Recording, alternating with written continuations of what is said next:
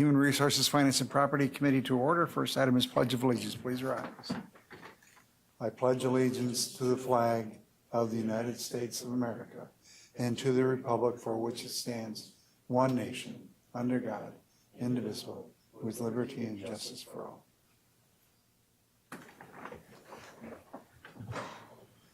All right, first item is public comment. Neither the clerk or I were approached, and I don't see anybody else in attendance relative to public comment, so we will move on to the minutes from the July 22nd meeting, which are in your packet. Are there any questions, additions, or motions?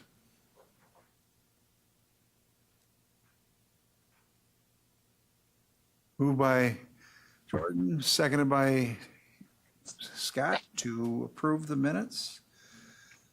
Any discussion? If not, all those in favor will signify by saying aye. Aye. Aye.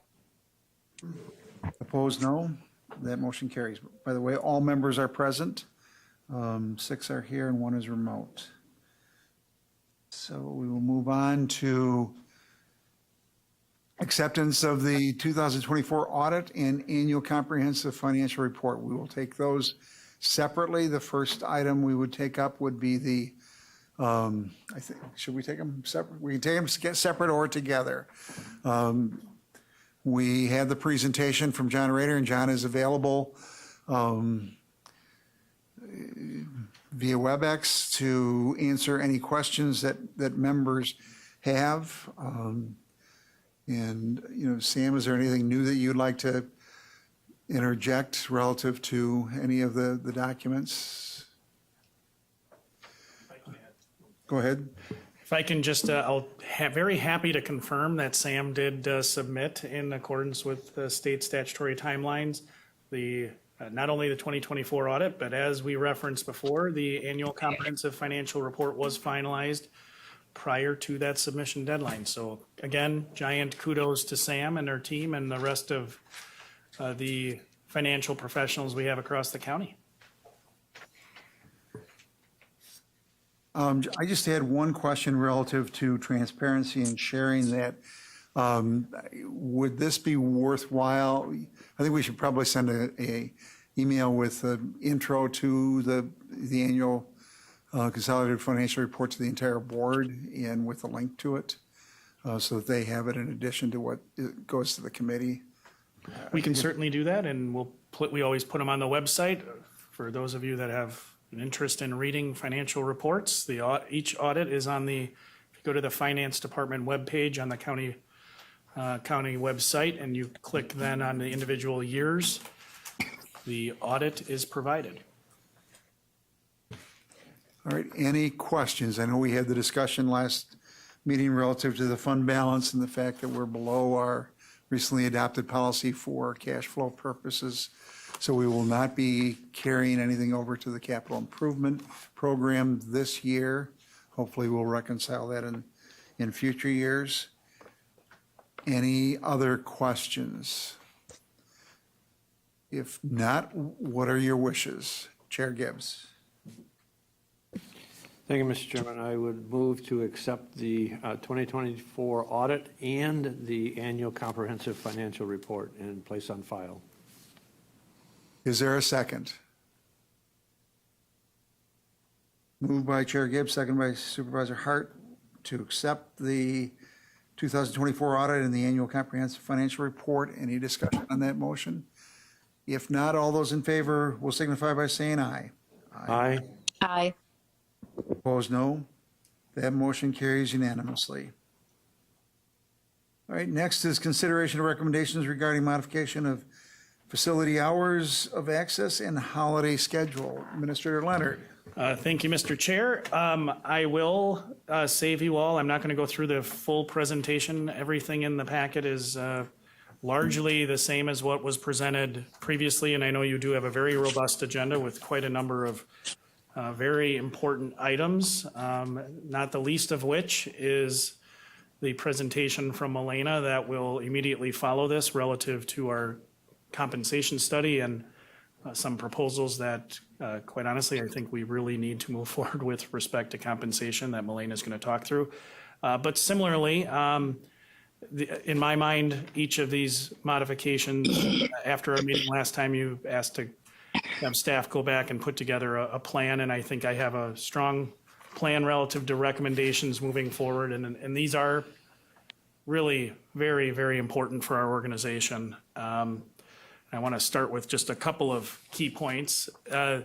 First and foremost, I really can't overstate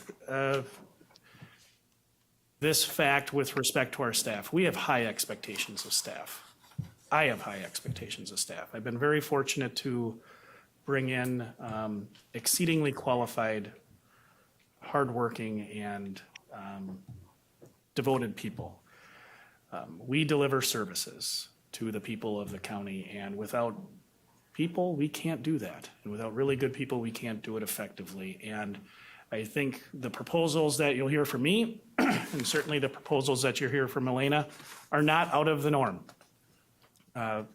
Organizations, governmental and non, are making a lot of these modifications. Certainly, there are many days when I wish I was running a non-governmental institution, because we have some challenges that don't exist or at least not to the same degree in the private sector. But I want to make very clear that we are very fortunate in the people that we have been able to bring in. Earlier today, I had the privilege of being at the not the groundbreaking, I apologize, the ribbon cutting for the Forensic Science Center. We're one of a handful of counties that have that in the state. A lot of the programs that we offer, we are looked to as a leader. Chair Gibbs and I were on a panel for the Counties Association earlier this week. I just start with those things because they demonstrate the high expectations we have. So with that, I'll move really quickly through the presentation itself. Again, a lot of this information was in the discussion we had at your last meeting. Essentially, the only new portions of it are the two recommendations that I'm asking for today to move forward, and that is the hours of access and the holiday schedule.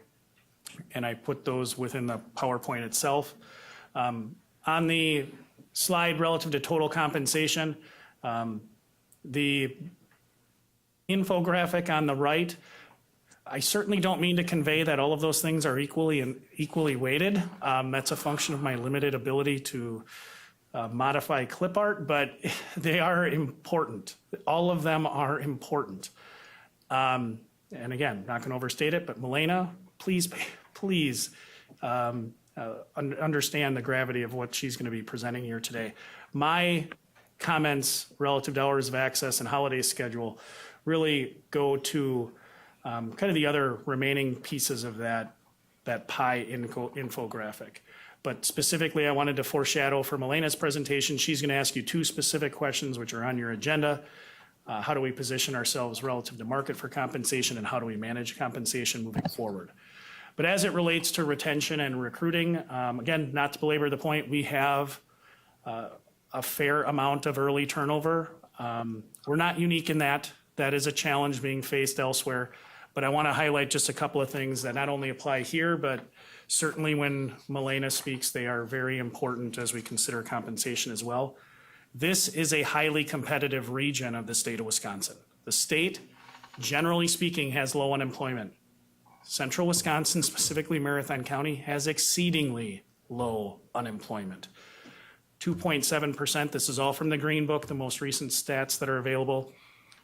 Those percentages might seem close, but the difference between 2.7% and 3.03%, or the state median of 3.3, those are huge in terms of percentage. And you see that, and we feel it. I certainly feel that when I'd love to retain all of the great staff that I have, but they get approached with opportunities because they're excellent staff. So again, when you look at the infographic here on the next slide, I think it spells out more, for those of you that process information more graphically, really the challenge that we're facing. But retention is critical. This is I think, an important tool. Every county administrator or governmental administrator that I've talked to that's implemented some of these strategies, they've worked well. Minimal impact to the public. And in fact, as I get into it more, you'll see I think it actually is going to be a positive in terms of access. relative to our hours of access, but from the staff perspective, they are, I think, going to be very significant in terms of our morale and in terms of allowing us to get some of the work done that we otherwise don't have uninterrupted time to do. And again, the National Association of Counties and Wisconsin Counties Association have discussed these matters at length, so you can go to their websites for more information. In terms of our years of separation, again, 54% of our separations over the last several years have been with people with less than 5 years' experience. And nearly a quarter of all of our separations are people that are less than a year. Our tenure is much less than it has been historically. That means we need to have really strong systems for onboarding, and I think we're continuing to improve those. But it also means that I think we need to look at things differently in terms of how do we engage staff and demonstrate that we're a preferred employer. And again, there are a lot of other municipal entities that are moving in this direction, and certainly the private sector has. Again, not to belabor this point, this isn't surprising at all. Work-life balance and compensation are two of the primary reasons that people always report that they leave employment, but I think as you see the data, particularly when Milena is going to talk to you about our compensation and how we're lagging the market, I think you can see, you get good information relative to why that is absolutely validated in the data that we have. Relative to work-life balance, I will say that similarly, I think the data that we have demonstrates that we're lagging in that area. That's why I'm making the two recommendations to you. We are behind on holidays. And we have a number of municipal entities, county and otherwise, in our immediate area that have moved to half-day Fridays. So that makes it hard to compete. Relative to public hours of access, I've talked about our current state before. Generally, we're in that 8 to 4:30 period of time. I want to make very clear the proposal I'm making to you today is not to change the full-time equivalent hour requirement for staff. We are going to continue to work 40 hours for our staff. Of course, salaried individuals are working significantly more than that on occasion. So what is our experience? Again, I talked about this in detail in the last meeting, but we have spent a great deal of time and energy over at least the last 5 years that I've been in administration as your county administrator to really reach the public 24/7. We've expanded the way that the public interacts with us. I told you last time that we've had over 1,500 requests for public records through July. Those all come through electronically. We get emails, phone calls, applications through the website. People are getting information at all hours of the day, which is fundamentally different than in the past. So again, as it relates to public access, I think we're in a much better position. And as I told you before, the public is not accessing us in great numbers on Friday afternoon, unless we schedule an appointment on Friday afternoon. And I think, again, my proposal is we'll just change how we schedule those appointments and we'll continue to deliver high service. I've already spoken to this about, this is not the proposals that I'm going to make the proposal relative to hours of access is not outside the norm. I had a handout for you last time that listed all the governmental entities that, not all of them, but a number of them that have already moved in that direction. So if your municipalities, Green Bay, Kimberly, Manitowoc, Sheboygan, Anago, Marshfield, Eau Claire, La Crosse, Fitchburg, Wisconsin Rapids, those are municipalities that have moved in that direction. Counties, similarly, Price County, Chippewa County, Lincoln County, Lafayette, Rusk, Iron, Pepin, Dorr, and Brown. So this is not some Lance's office rocker recommendation. I think this is, quite honestly, taking advantage of a strategy that the private sector has demonstrated is effective for quite a long time. Again, we're not changing our standard full-time work requirement. So how do we compare relative to holidays? Again, we're below, our current schedule for non-represented employees is 9.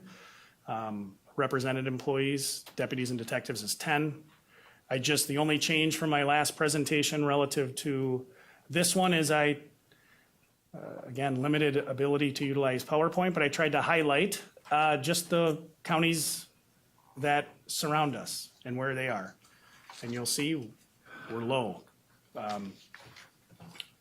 relative to Stevens Point, Langlade, Shawano, Portage, City of Wausau, Wood County, Rib Mountain certainly, and the others listed. So in terms of data-driven decision-making, I think the data here is very helpful and supportive of the modification. So what specifically is my recommendation? Based on our discussion at your last meeting, I met with department heads at one of our department head meetings, and we discussed this. And my takeaway really is I think we can find a way to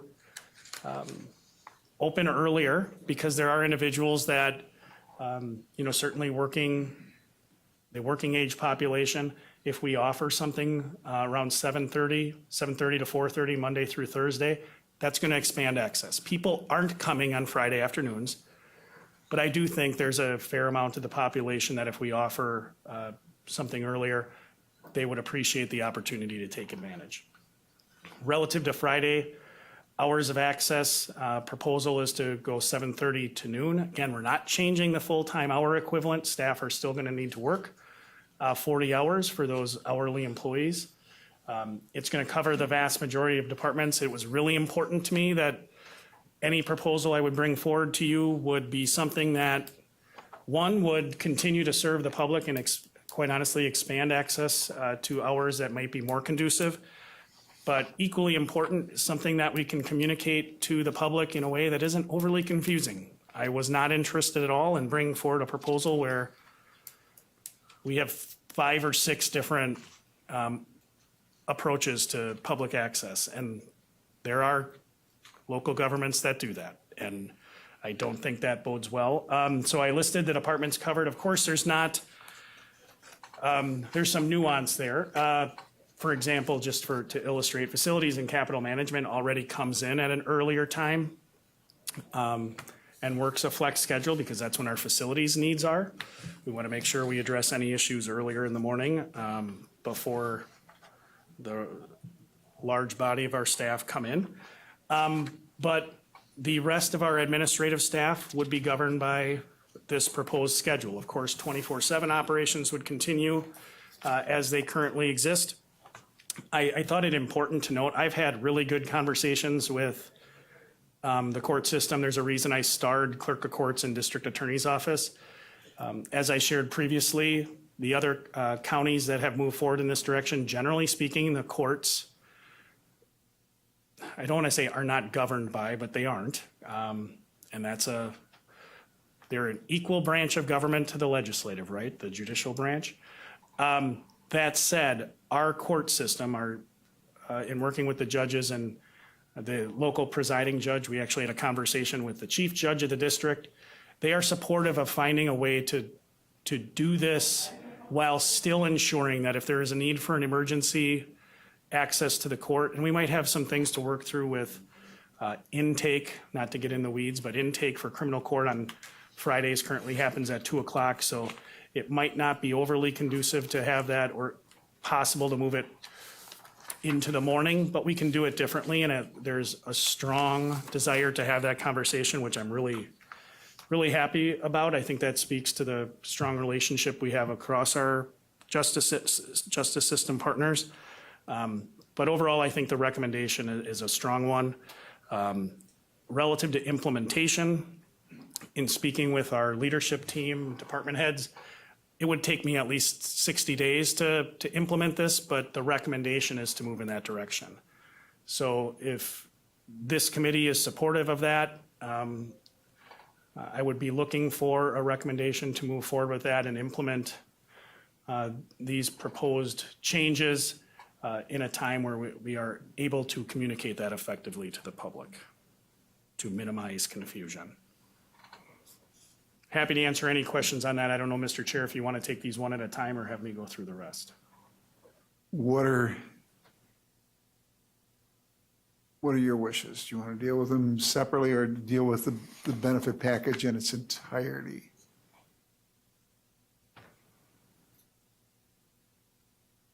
I think, why don't we deal with them in their entirety? Okay. The only other slide I have is relative to proposed modification to the holiday schedule. Again, we're behind. The average of our peer counties is 10.61. We're at 9.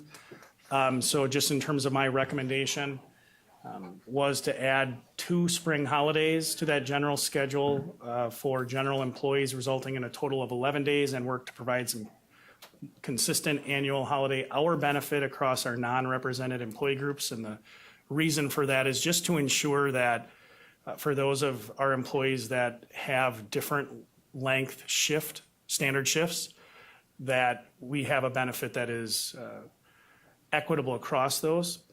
In terms of implementation, again, this would happen through, wouldn't come into play until next year. In looking at our holiday schedule, we currently don't have a holiday identified between January and the end of May. So what I did, and kudos to our HR staff, I had them pull data relative to PTO usage, so time off utilization, to find what are the days that people are already taking off, so that I would get some sense of what employee demand is for time off, particularly in that period of time when we don't have a holiday on our holiday schedule. And unsurprisingly to me, the area right around Easter is a popular one, and that makes a lot of sense when you consider that all of the school districts, there are some different schedules there, but generally speaking, that aligns with the time off for families, and I think that's a really good benefit for us to have here. Again, the whole point is morale and employee retention. Right now, we don't have that holiday gap. Again, it further minimizes impact to the public, and it aligns with employee needs, particularly around childcare. So that would be my recommendation, would be to add those 2. Certainly, if there's a desire and a willingness to move forward with half-day Fridays, I think it would be a reasonable approach for this body to add 1 holiday, one spring holiday, and evaluate again in 2 years how we compare to our peers.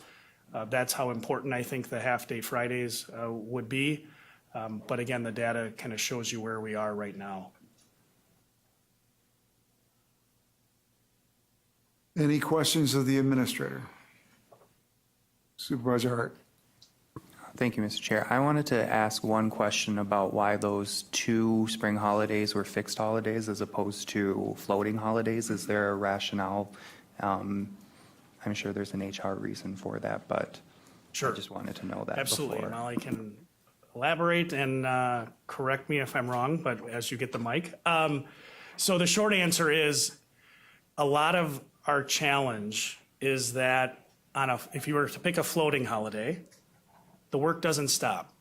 The department is still then essentially having to handle a reduced staff load throughout the entire year on various days. This is a way and a strategy that I think is far more effective to deal with some of the challenges we have with the work coming in 24/7, burnout, is that actually the work stops when the building is closed. That's primarily the reason.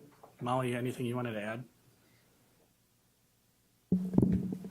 That's primarily the reason. I guess I'll just say the same thing a little bit differently, that a floating holiday for many employees is essentially additional PTO, which a large portion of our employee population struggles to take at this time because the workload is such that they can't get away. And on days that they do, when the work is still going, they're still being contacted, they're still receiving emails.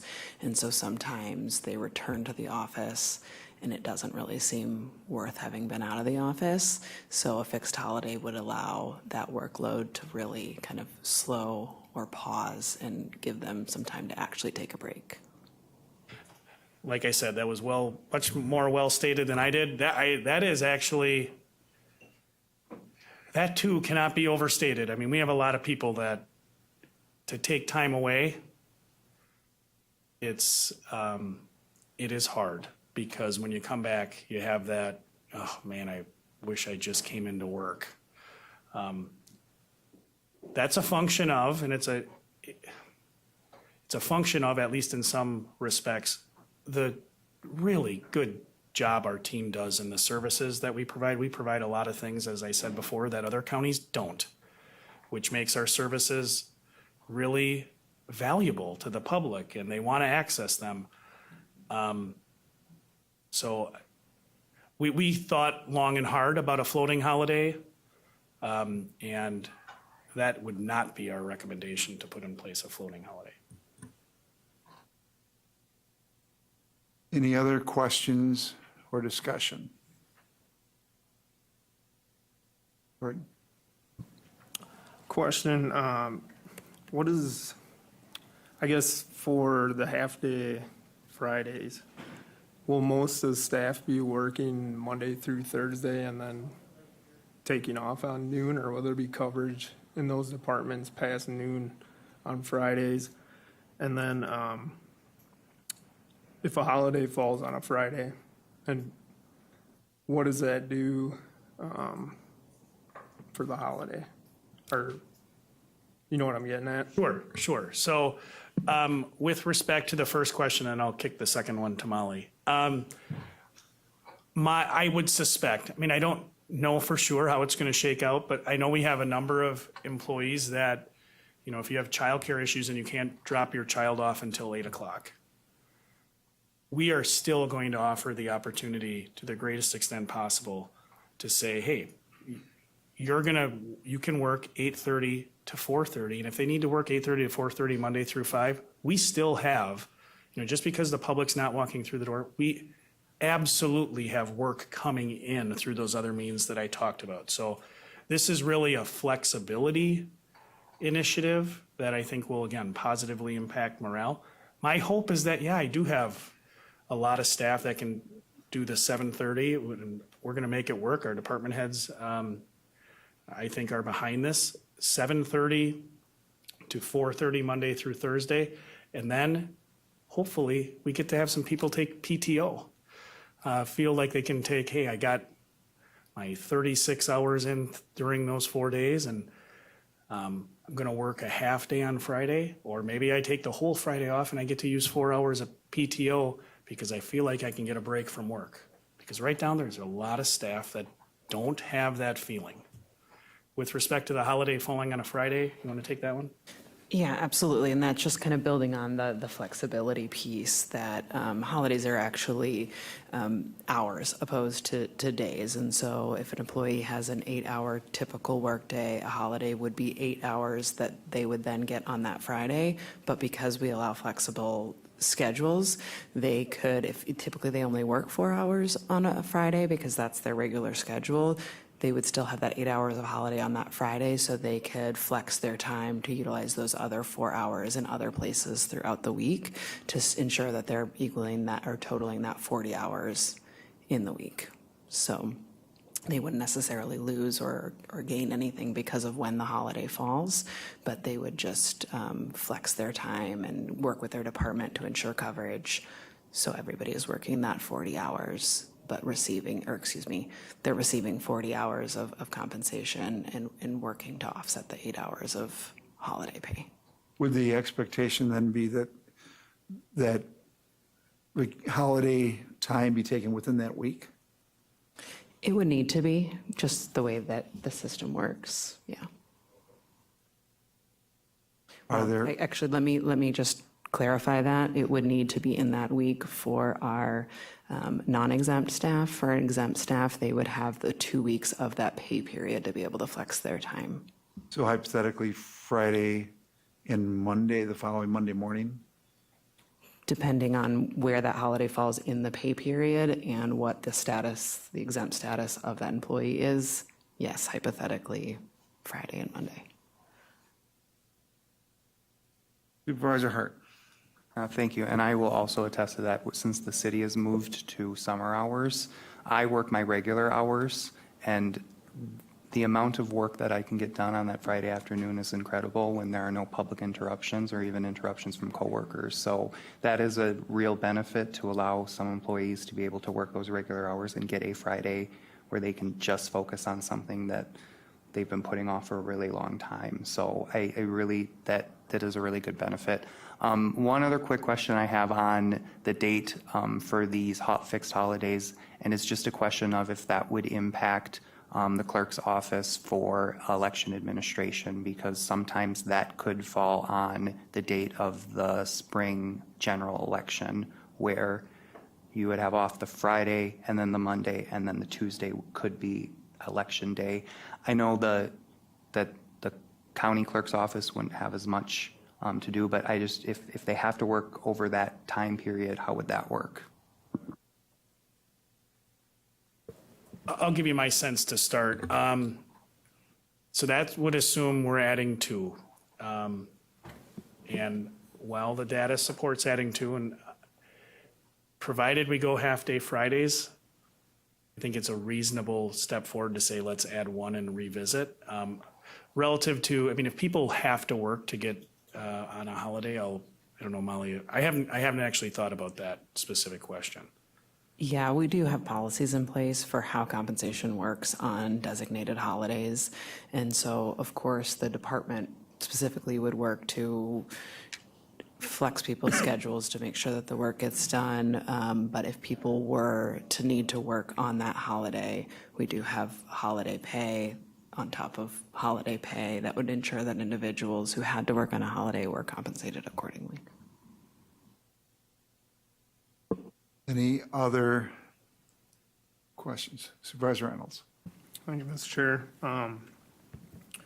With looking at the vacation or the current schedule for holidays, we have the represented have 1 for Easter. Is that the Friday before? Or the Monday after? I believe it is Easter itself, because they are actually 24-hour operations, and so it's Easter proper that Sunday. Okay, just a follow-up to that. If the spring holidays, I'm concerned, and if we landed on 1 with the half-days on Friday, I'm all about standardization. So if we can standardize it and not create another holiday and then leave a gap with the other groups, that is what I'd be in favor for.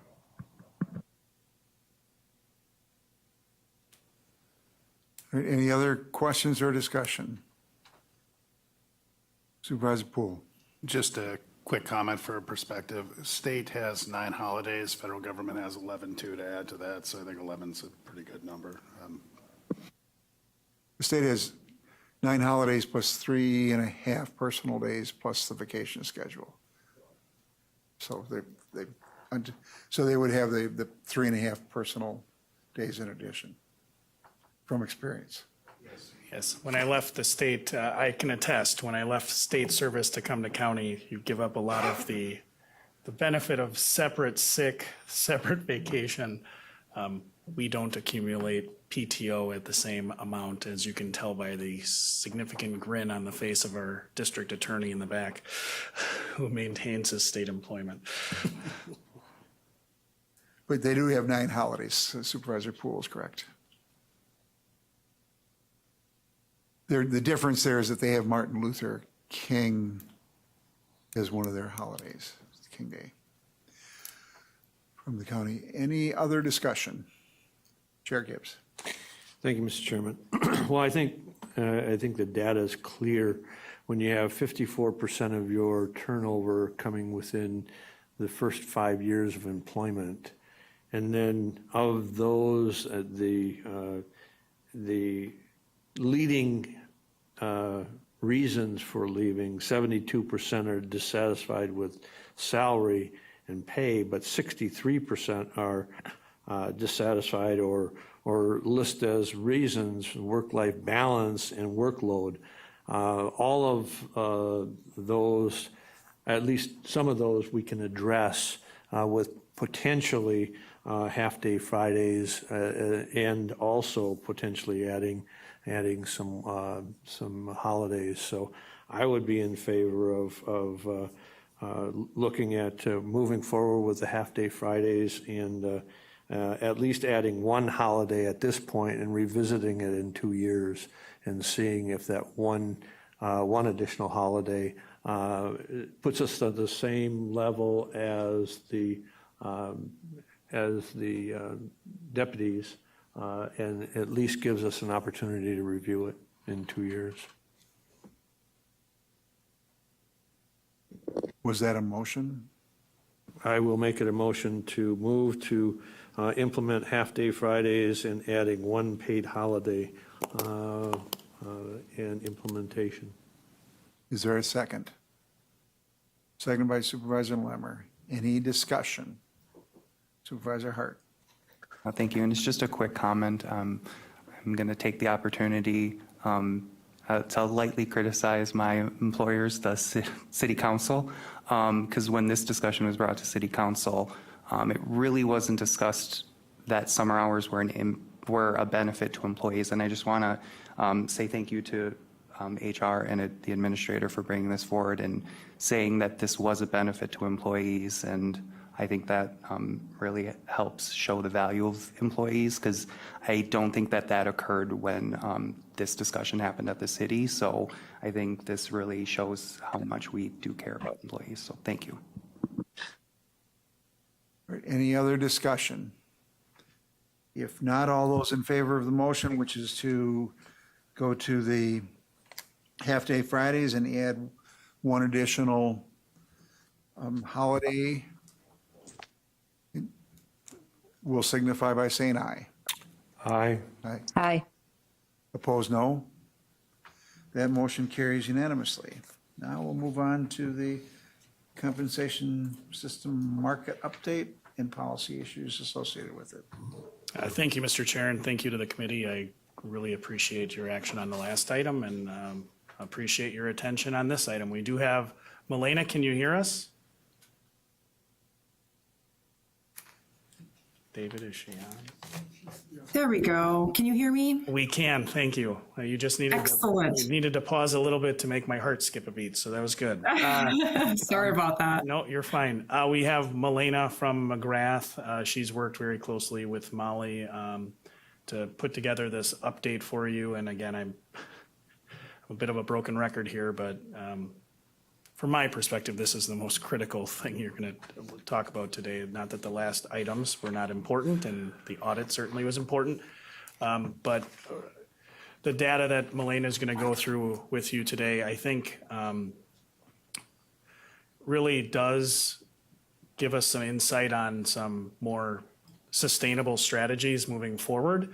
But she'll talk you through those things, and I certainly will interject at various points, but essentially there are two policy questions that this body would provide insight and direction to staff that then we will build into the budget relative to the first one. And the second item would be an ongoing item that we would move forward with how we manage compensation post-implementation of this update. So those are the two items that Milena will talk through. Anything else in terms of teeing it off, Molly, from your perspective we need to do? No? Milena, you feel good? Can take it away? I'm great. Very So you good. should be able Thank to- you.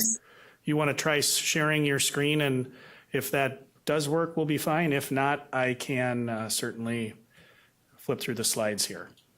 I tell you what, I actually am showing that I am sharing the screen. You're not seeing it?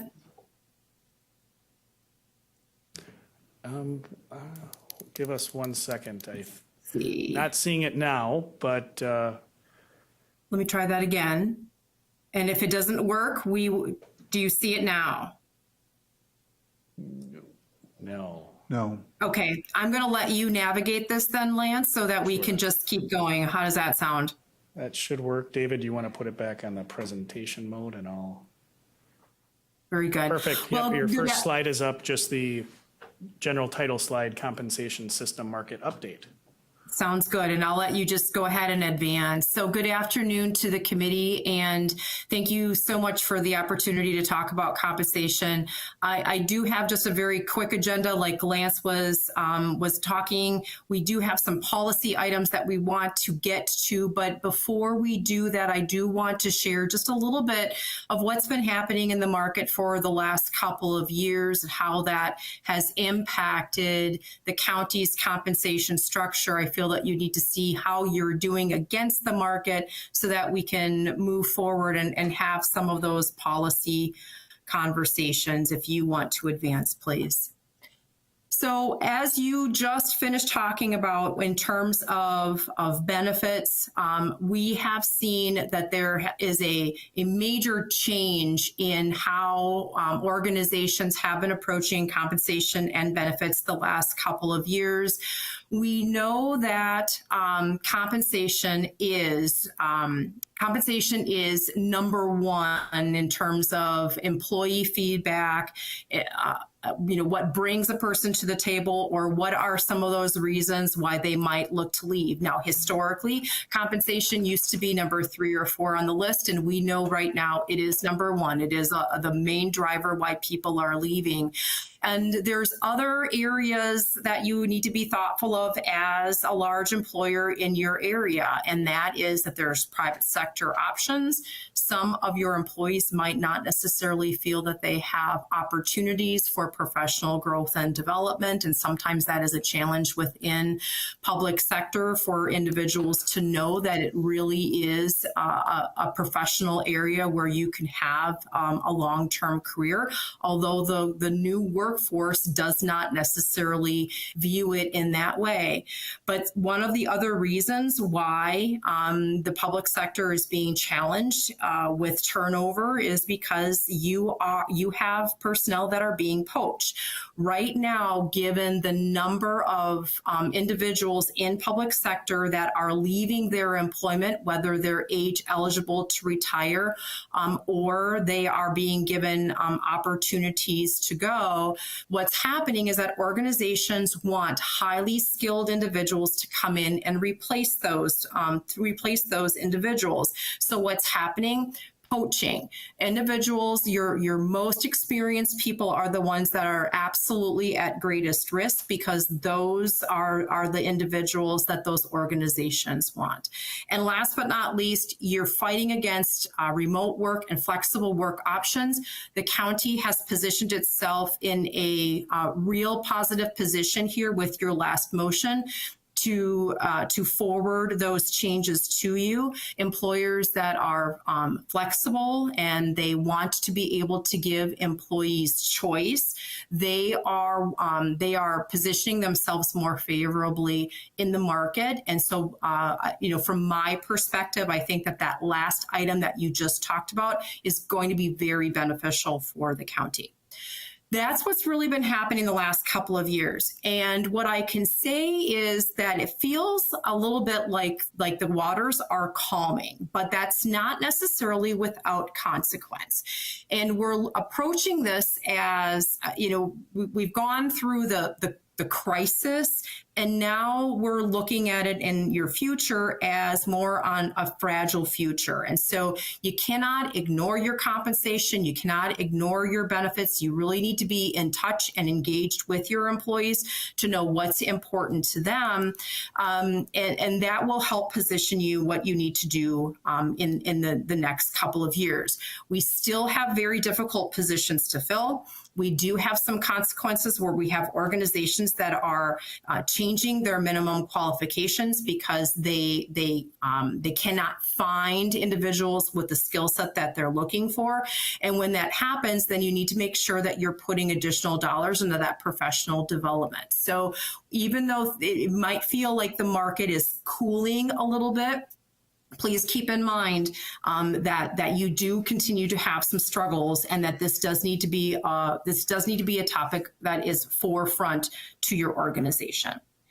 All right, let's move ahead and let's talk about where we found you against the market. And so what we did here this year was we went out to the market and we compared Marathon County against all of those other organizations that we originally compared you against back in 2022.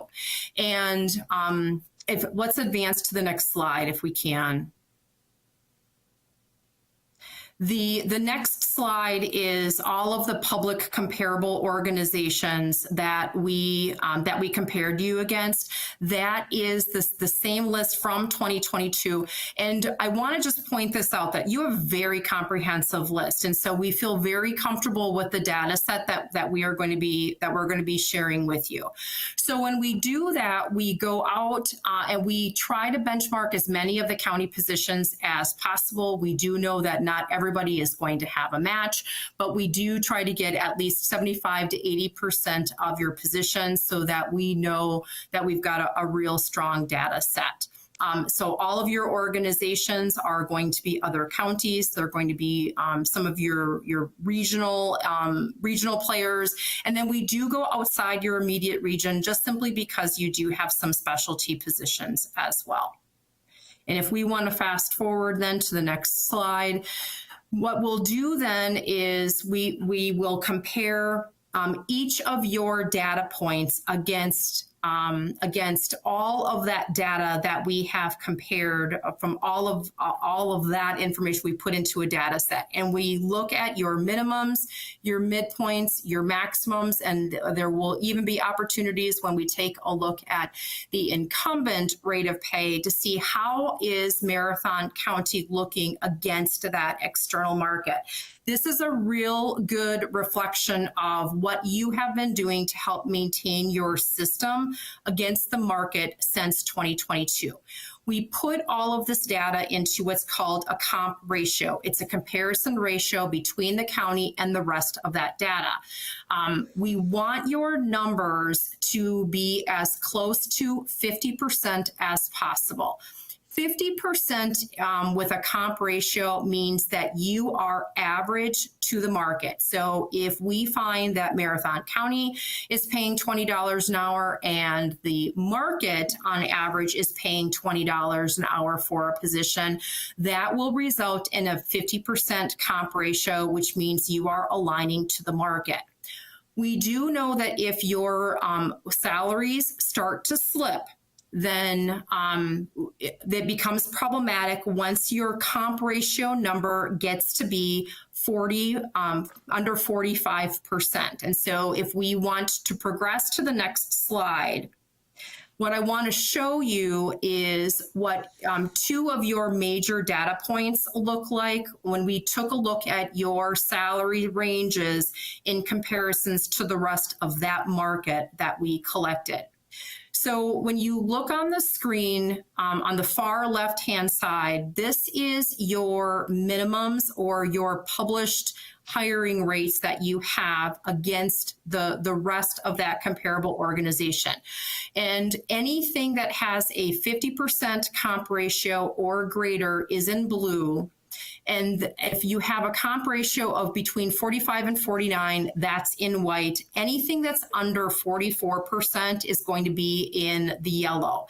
That is going to be your problem area. And what we're seeing here when we look at your minimums is that you've got about half, just over half of your minimums have fallen too far below the market in order for it to be considered market competitive. You have another quarter of your positions that are at risk. So those that are in the white, 45 to 49, we consider them at risk. It means that based upon the industry that position is in, it may, but it may not necessarily be market competitive. An example of that will be your 911 dispatchers. It might be your correctional officers. It could even be case managers. Those are three very difficult types of positions to be filled in the state of Wisconsin right now. And so if they even have a comp ratio in the 40s, even though in other circumstances it might be market competitive, chances are they're not going to be for you. And so we can tell by your minimums, at least, that half of your positions, if not almost 3/4 of your positions, are lagging behind in the market. Now, then what we also did was we took a look at your control point. Your control point is how we aligned you to the market back in 2022. And when we look at that number, you will see that the further your employees progress into their ranges, that those ranges are not holding to the market. So by the time you get to that control point, then you can see very, very clearly there are many more positions that have fallen under the market. Part of the reason that you are experiencing this is because when we did create your model for you back in 2022, we purposely tried to keep your minimums or get your minimums to a higher position point in the market, and we let that control point then stay with the market. We had a much more narrow range. That worked pretty effectively for the minimums, but we all know that a lot of organizations are not bringing people in at the minimums, especially if you are trying to hire individuals with a very specific skill set, and if they're experienced, you have to be bringing them in above the minimum in order for them to come work for you. So what's been happening here is your ranges, because since 2022, you actually haven't moved your salary ranges against the market, those ranges are lagging behind. And so by the time your employees are getting to that control point, we're finding that control point is no longer aligned to the average market.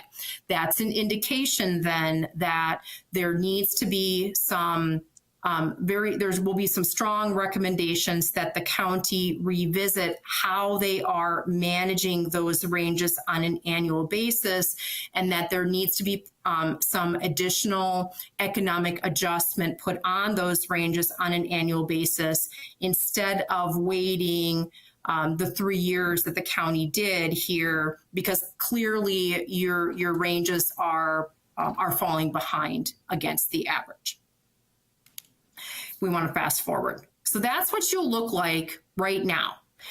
Now we're going to go back to 2022. And one of the conversations that I had with the organization is on an item that we call compensation philosophy.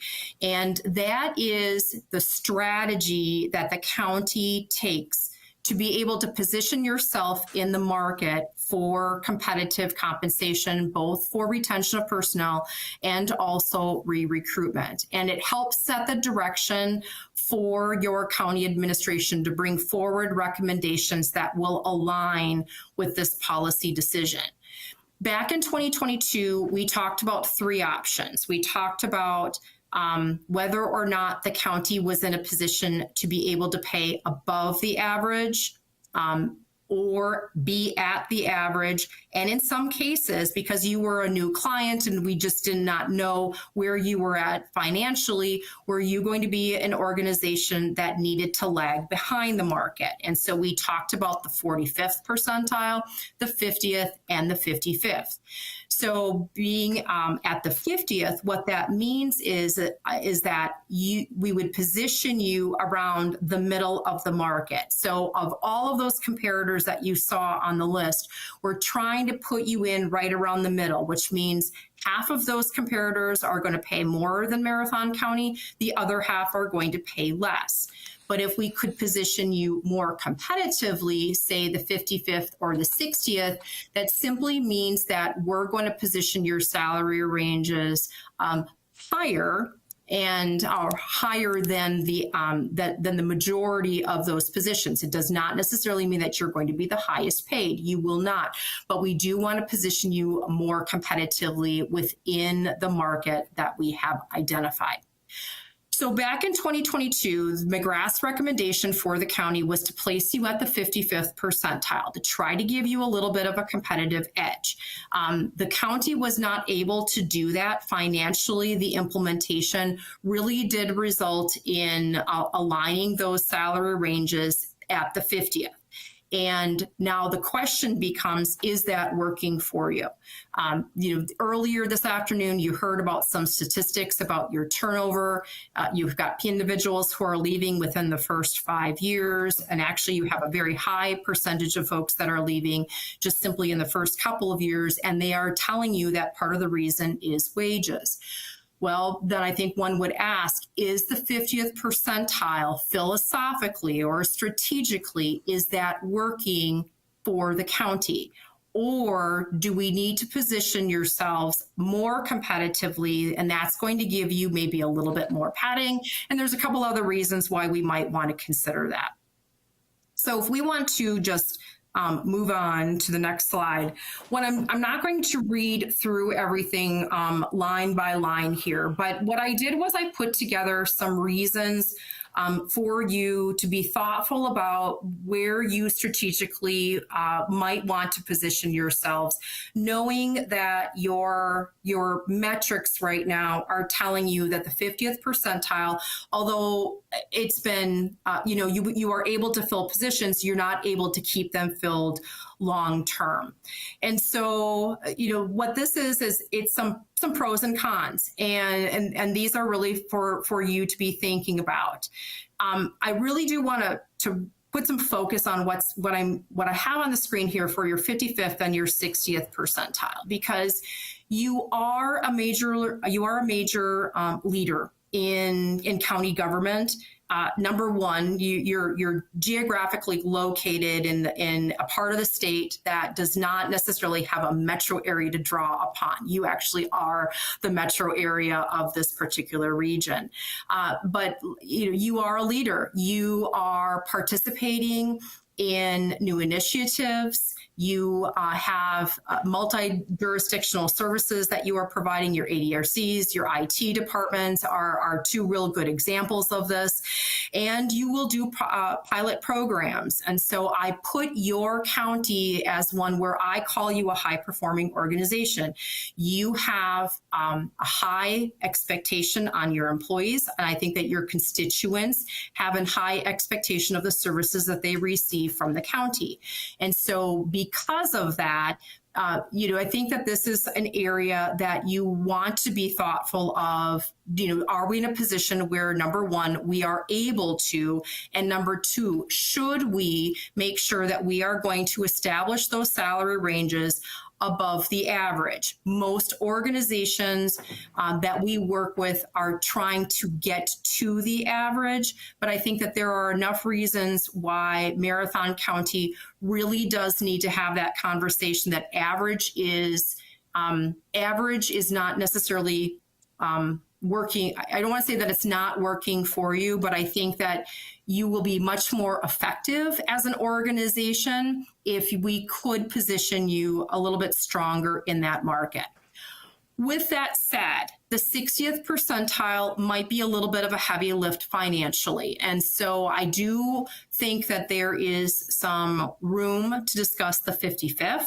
The 55th is going to give you a little bit of that extra padding so that it allows you to still be responsive to the market, to still be a leader within the area. But if there is a year where financially, you may not be able to put as high of a cost of living onto the model as you would like to, it's still going to be able to give you that padding so that you can let that ride for about a year before you have to make sure that you're getting yourself caught up.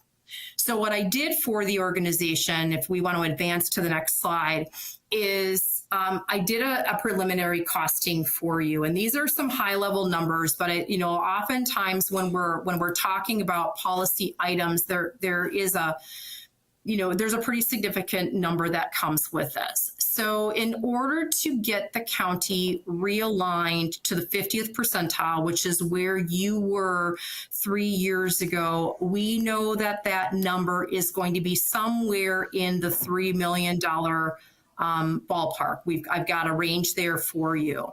To get you to the 55th, which is ultimately where we wanted you to be back in 2022, we know that number is going to be somewhere closer to about $3.5 to $4 million. And the 60th percentile, which is the heaviest lift for you, is going to put you somewhere in that ballpark of $4.5 to $5 million.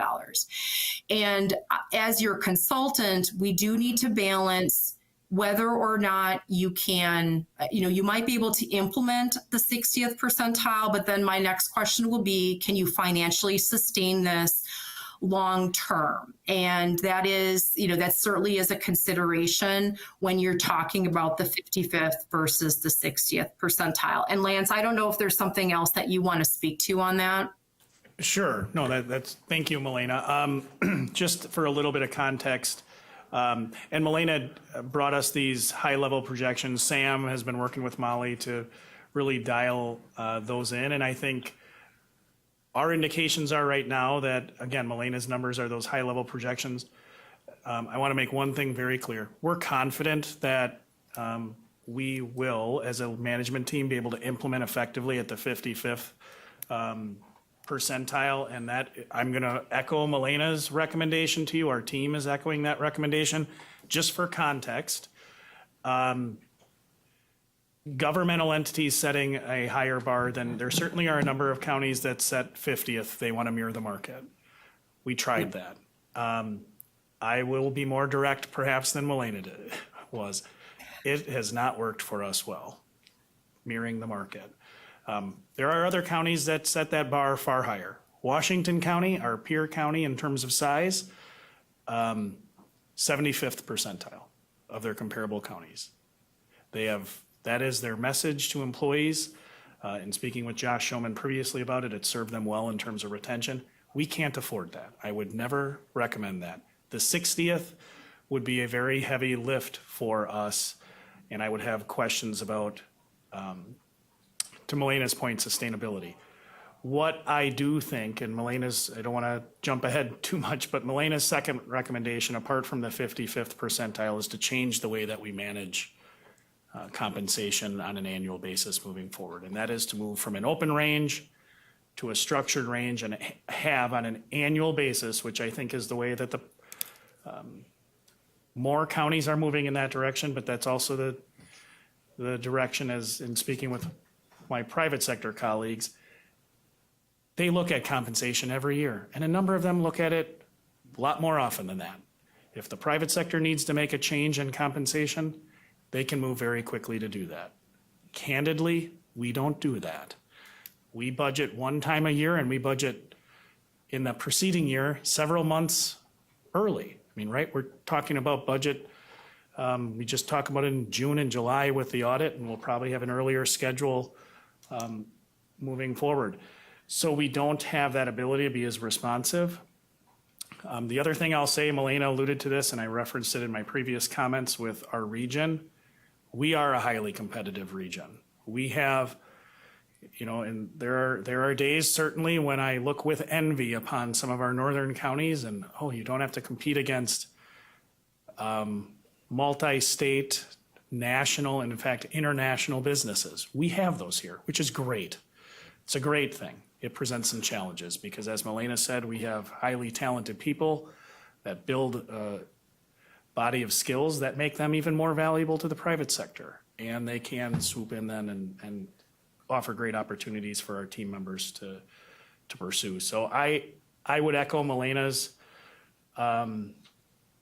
recommendation of the 55th percentile. And in speaking with department heads and with Sam, I am 100% confident we will bring a plan that will be sound relative to implementation.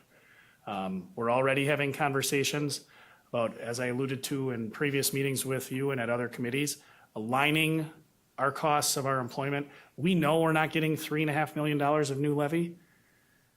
It's aligning our compensation and benefit costs to grants, to intergovernmental charges, to fees. We know we're going to not fill positions, but across the board with every department head I've talked to, we're committed to doing this.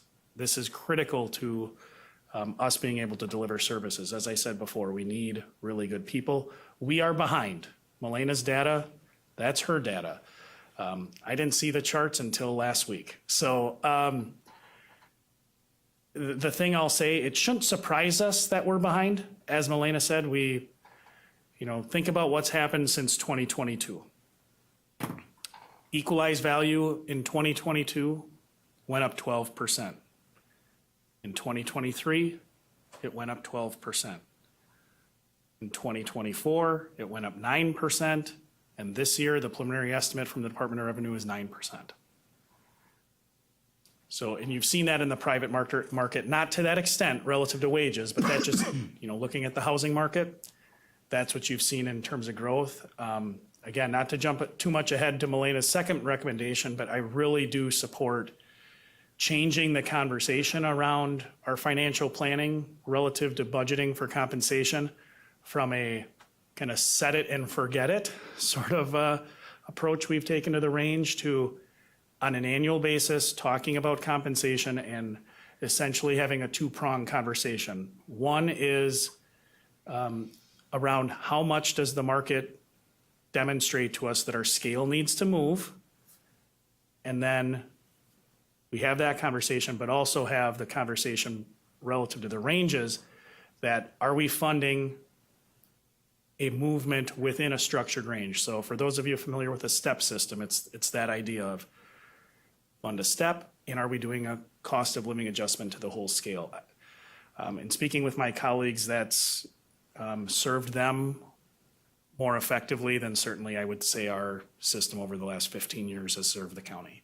Because we cannot, I don't believe it's effective to come before you. Previously, it had been well over 5 years since we did a wage study. And now we're 3+ years, 4 years since the last one. This isn't helpful. And it certainly isn't, as your administrator, it's not making my job or my team's job any easier. So sorry to jump ahead, Melena, and steal your thunder, but I fully support the 55th, and I know we'll have a strong implementation plan, and Sam has already crunched more numbers. Anything on that you want to talk about, Sam, relative to dollar amounts for implementation, or? No? Okay. Okay, go ahead, Melena. All right. So, Lance said it very well. I mean, this is a two-pronged recommendation. So on top of philosophically getting the county to the 55th percentile, the second item then for conversation is how you manage your model going forward. And back in 2022, we wanted the county to not only be offering that performance measure change within the range, we also then wanted you to take a look at economically what is happening around you and to make adjustments to those salary ranges commensurate with that. What happens is the market is going up around you. People are doing compensation studies. The cost of living is going up. The CPI is going up. And so wages are being adjusted. And if you are not aligning or adjusting at that same level of change, you're not going to maintain that compensation position that we put you in back in 2022. And that is exactly what's happened. So the change that you see here is because you did not put an economic adjustment onto the salary schedule. So it does not matter if you are going to have a open range model or a more structured range model. This is going to be a strong recommendation from McGrath that the county will look at your economics each year and apply a factor to put onto your ranges to help make sure that those ranges will stay within that strategic point of the market. And my recommendation again is going to be that 55th percentile. That means then annually your human resources department is going to have to do some calculations. McGrath we are able to help with that to give you what that number should look like to move those ranges annually. And that then leads into, well, what happens with the employees that are on those ranges? So if we want to advance to the next slide, the next thing to talk about then is what kind of a structure we have for the county. Right now, you have what we call an open range model where the advancement for the employees is based solely on the performance. And there are some organizations that they might move the ranges by an economic indicator, but then they don't transfer that economic change in the ranges to the employees. They tell the employees that your only movement is going to be by performance. What happens is that you're forcing basically the performance adjustment to be both performance and the economic adjustments. So that has to also cover the increasing cost of milk and bread and health insurance and all of those other items that we all experience in our personal lives. And we are seeing a pretty significant trend change in the state of Wisconsin. I will say that post Act 10, a lot of organizations moved and migrated over to a range model because they wanted to, solely really focus on performance management and merit systems. And now we are starting to see, given the economic changes here, that there's more focus being put into making sure that those salary ranges are market competitive, but then as a follow-up, the employees are also experiencing that change because that's your number one retention tool. I can't stress that enough. Your number one retention tool that you have as an employer, as a large employer in your area, is making sure that those salary ranges are aligned to the market. The employees, they understand their value. They know how much others are being paid, in those other positions, in those other counties, and they need to have that movement. And so we are seeing more organizations that are starting to re-implement more of a structure into their models. And I call it the guardrails that allows then for the county to put an economic adjustment onto the ranges, but then the employees also see the pathway. They can see what those increases are going to look like with positive performance, and they don't necessarily have to worry about the economic or cost of living factor that will automatically be built into the process.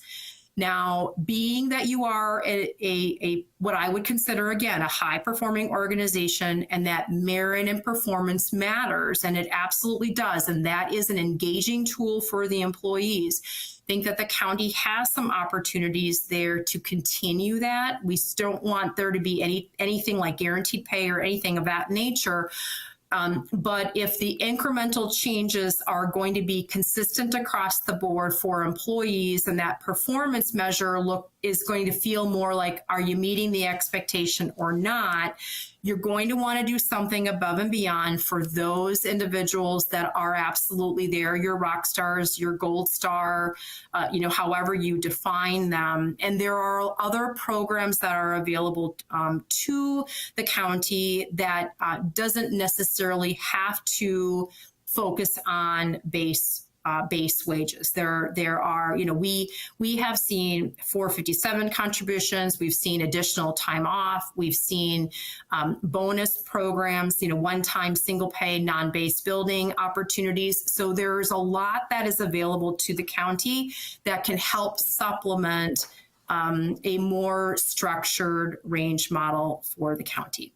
So I think the big question really becomes, and if you want to progress to the next slide, of how does the county want to budget for your adjustments, and knowing that the state is really kind of turning on, the tide is absolutely turning. Not to say that performance doesn't matter. Performance does matter. But right now, here and now, and for probably the next several years, the focus really has become market competitive ranges and a more structured mechanism for employees to see meaningful increases with their performance, so that they know that those increases are going to be able to, number one, recognize their performance, and number two, just recognize the economic changes that are currently happening in your market. And for that reason, then, when I look at these two big policy items that you have in front of you, number one is being above the average at the 55th. But the number two would be to introduce the guardrails or the more structured range program so that employees can clearly see what their pathway is going to be for the foreseeable future. With that, Lance, is there anything else you would like to follow up on that? Nothing substantial. Thank you, Milena. I would just say one of the advantages in speaking with my peers I'll start with the structured range model. I think it certainly helps administration. It will help staff. I think it helps make the conversation more transparent with the board, and it makes it an easier conversation to have on an annual basis than what was an unstructured conversation perhaps in past years. The approach isn't fundamentally different, as Milena said. You really do need to keep your eye on the scale in terms of how you compare to the market. But I agree with each of Milena's recommendations. The other thing I'll say totally support the continued emphasis on high performance in our organization. The move to the structured range model would continue. We would continue that. We do performance appraisals. Those will continue. It's absolutely critical in my eyes that we do that. And relative to the incentives for high performance beyond successful, I, again, firmly agree with the strategies, and we can put together a plan to do that. You don't need to do that. We don't need to do that right now, because again, the implementation of the changes in the ranges, that would happen in connection with the 2026 budget. We would then we'd be able to build that performance, that incentive program in conversation with this committee in 2026 so that we can implement that as part of 2027. Because again, we are fundamentally behind the market. We need to first deal with that problem, and then implementing the structured range model, that would take place regardless of the direction of the board. We need an implementation, regardless of the direction from this committee to move in that way, we need an implementation strategy for updating our policy. Behind that would be some form of a structure. So happy to answer any questions, but I want to say thank you to Milena. She has again done every time we work with her, I certainly learn a lot, and this was again a learning experience. And her recommendations to me are the same recommendations that she made to you. So I do support moving in that direction.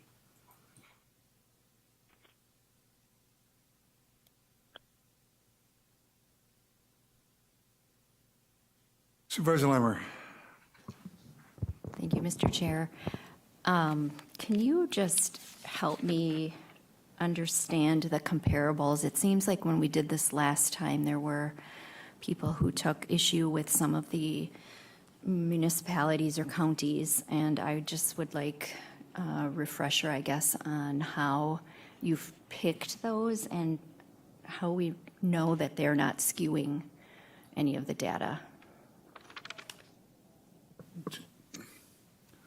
Just if I could jump in, I mean, Dane County jumped out at me too. I mean, it's I don't see how it's compatible to Marathon County, compatible to any other county. It's just so unique, unless there's positions that we have in common that aren't in other counties. But so I concur with Supervisor Lemmer's question. I want to learn more about why this list.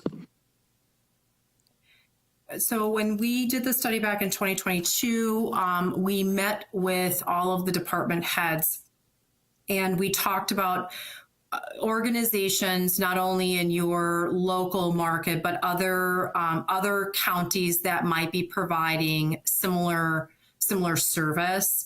And Dane County is, you do have some services that are going to be that are going to be very specific to Dane County. Like one example is going to be your forensics department. You are competing against Dane, you might be competing against Milwaukee, and even in this case, you would even, we would be looking at Hennepin County. So that does not necessarily mean that we are going to use Dane County as a comparable for, I'm just going to use high-level administrative assistants. Those are going to be much more regional, very, closer, but you will have some of your more professional, unique positions that not necessarily every county is even going to have based upon some of your programs and services that you have. If I can add So- I'll Go add ahead. one more, Melina. So Dane County, even back when we did this in 2022, great question. The specific program where Dane County had come up is our landfill. Our landfill and Dane County's landfill are very similar. The same thing with Brown County. Outagamie County is listed primarily because of the airport. You'll see the Quad Cities International Airport is listed there as well. It's those, to Melena's point, there are specific counties for comparable positions. We have had people leave our airport and go work in Outagamie County at the airport. So similar thing with Dane County and solid waste. We have those specific areas. But to Melena's point, general positions are much more, I'll say, regionalized or adjacent. So if I could just, based upon the discussion we had the last time we did this, again, this is the universe of comparisons, but not necessarily, there was not application of their pay structures at Quad Cities or Dane County to ours for most positions. It's only those where we truly are competing with them for those specialty positions. More That- often than that not, is we're correct. looking at the local comparables in our true marketplace, for instance, highway, clerical, and others. So they're listed for, these are the communities that they looked at, but not for all positions, if that helps. Yes. Supervisor Limmer.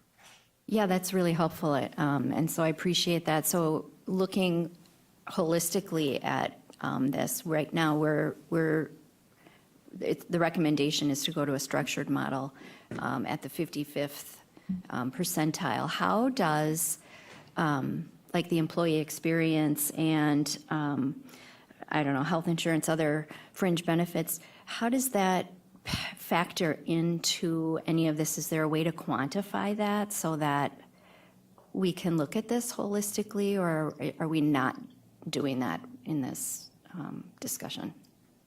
I'm not sure I understand the question. The specific analysis that we're doing right now is relative to compensation. Certainly in terms of implementation, there are adjacent pieces that, again, Sam's diving into our budgeting software to figure out what is the true cost with all the other budget assumptions and budget information we have relative to things like WRS contributions increasing. What do we anticipate for health insurance? Sam's loading in health insurance changes that we already know we have. So the number for implementation, the final cost is going to be, that's going to be a fluid number throughout the process. But the piece that Melena and her team looked at was fundamentally compensation, which, as you know, the experience of the younger generation, we can preach, and we do. We talk a lot about the value of our benefits and the state retirement system. But at the end of the day, you need to be in the ballpark on compensation, and that's really what Melena's data shows us. Quite honestly, we are not. I don't know, Melena, if you want to say that any differently, keep me honest, please.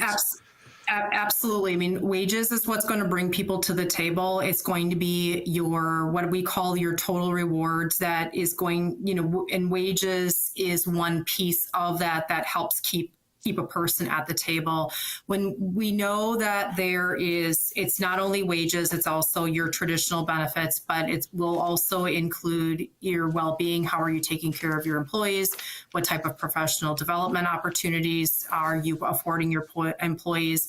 And how are you recognizing them? And that becomes the totality of the total employee experience. And some of that is not necessarily tangible dollar. You can't put a dollar value to that. So this exercise, this project was looking at base wages only. But you are absolutely right that that there's more to it, and that will be some tools HR is certainly well versed in those to be able to offer a total package for the employees. The current workforce, the new workforce coming in, and this is often a challenge.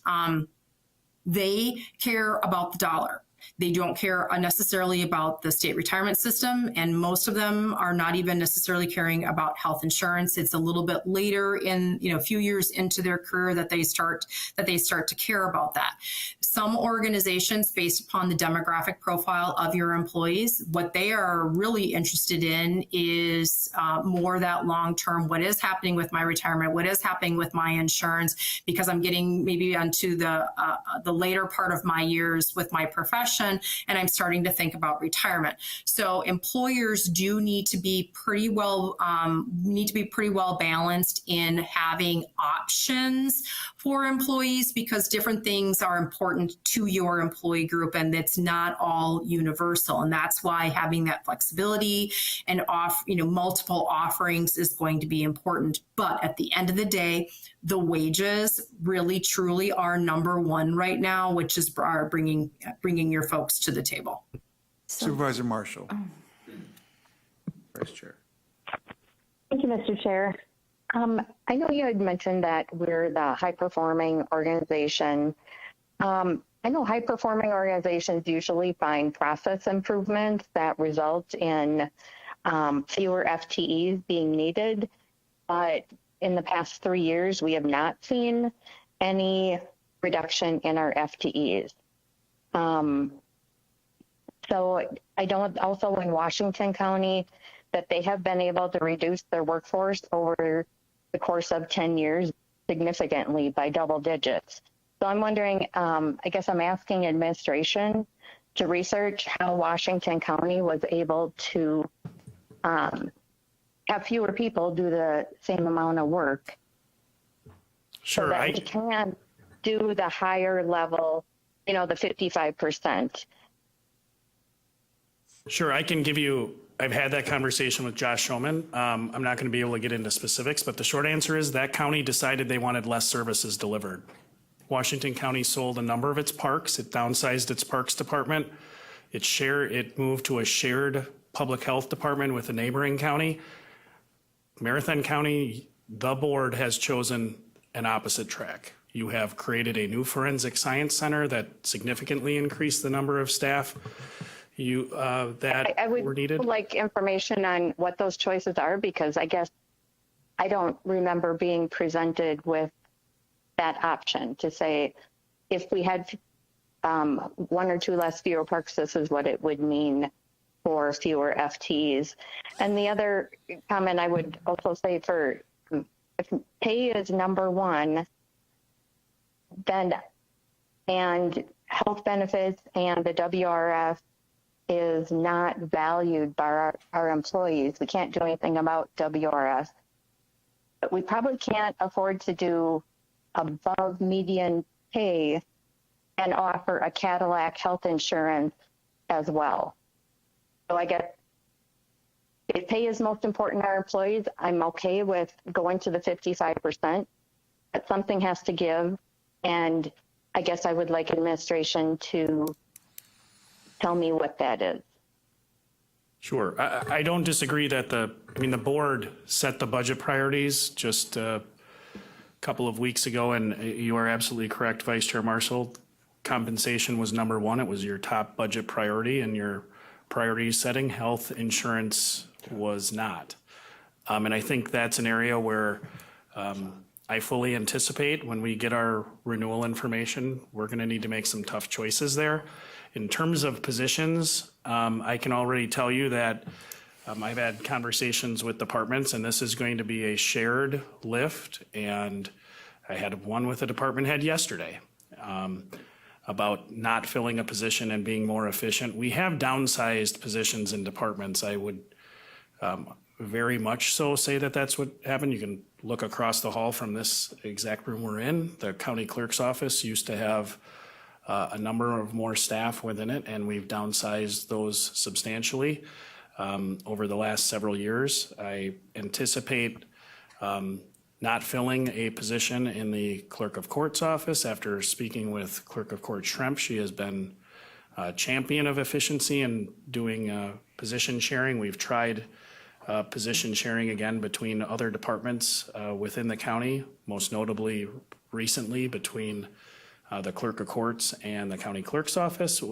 So we do examine those. At the end of the day, the service level, as I referenced before, the board ultimately determines any direction relative to new positions. And this year you have said no net increase in the number of positions. So I fully anticipate I will have a new position request, but it will be not a net increase in the number of funded positions this year in the county budget. Quite to the contrary, to implement this, we're going to need to work together, and all of our department heads are on the same page that we will do that.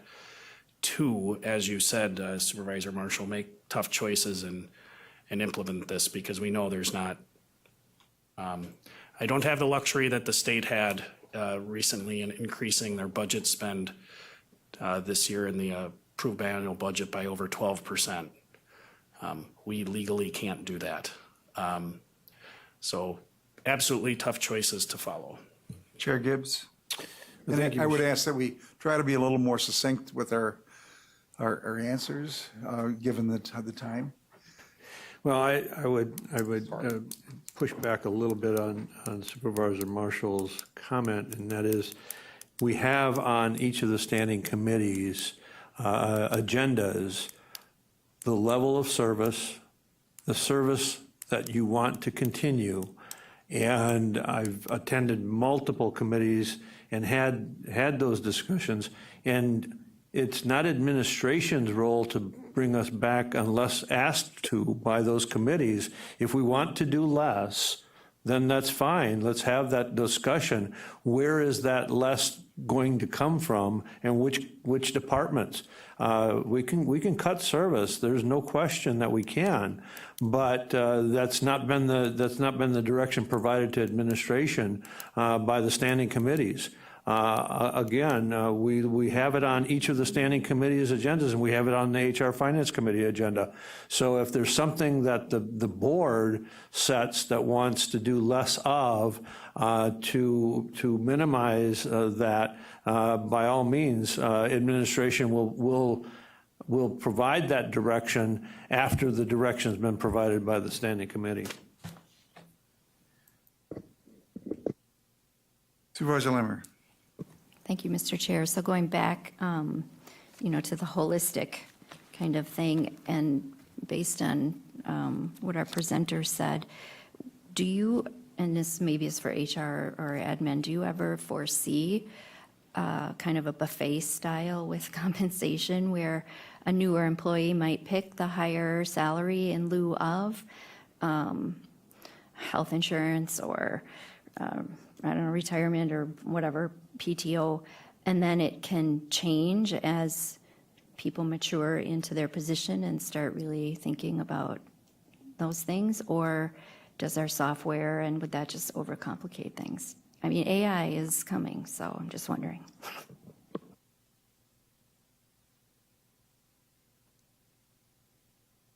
Would you like me to chime in on that? Yeah, I would say that the number of transactions allowing people to kind of switch and change and make adjustments like that, I believe at this point would be burdensome. Is it something that we have talked about?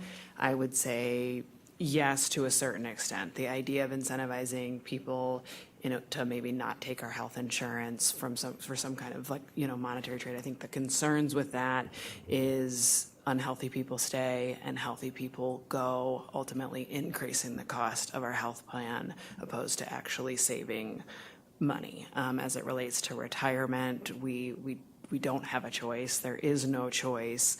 But to Melina's earlier point, and to some of the data that we've seen, people don't value that. We're having a lot of employees that leave before they're even vested in the system because they just don't understand the value. So we can't give them a choice to not take it.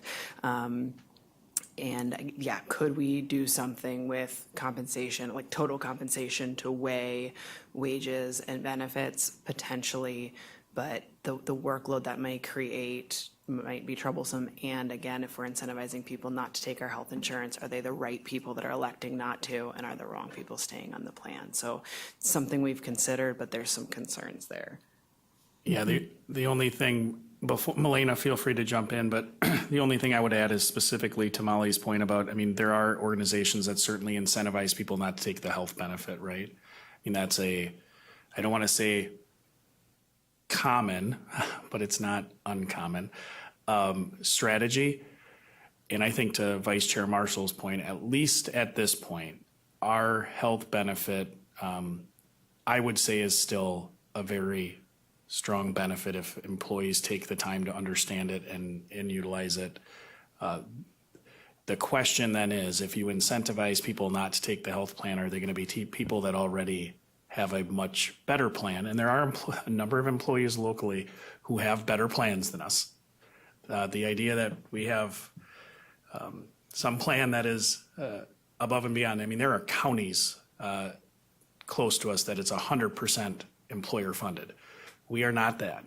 We have a good plan, but if we start to, I think we'd have to do some evaluation of this, but if we simply were to incentivize people to not take the health benefit, they might already not be on the plan. So at least that was, that has been the explanation when I came into administration, because I asked the same question. So more to come on that, and I think that's a long-term strategy piece. Chair Gibbs.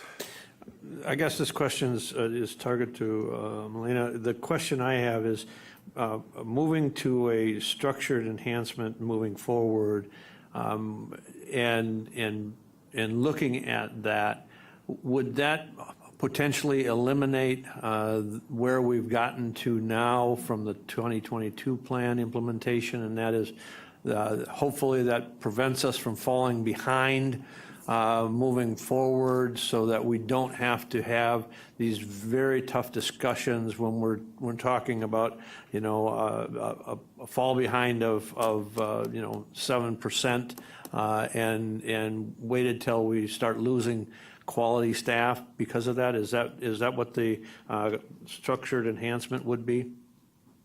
The goal is certainly, it's twofold. So number one is to, on an annual basis, to take a look at your economic adjustment to those ranges and apply that so that you don't have such a large adjustment every 3 or 5 years when you opt to go out to the market. But then second to that becomes the progression for the employees. That structure then allows the employees to see that progression and anticipate that. So you will need both. Both is really what is going to position you in a much stronger position the next time we do that market update. So I think the policy issue before us is, where do we want to be relative to that, the structured salary range in terms of market. And I think that the question that's been asked indirectly is that how does that total fringe benefit package factor into that discussion? What information do you need to make those decisions? And what are your wishes with we have recommendations from both our consultant and administration relative to being at 55%, with the thought that they can absorb that within the current budget, contingent upon fees and other things being reviewed and other activities. But what do you need to move ahead?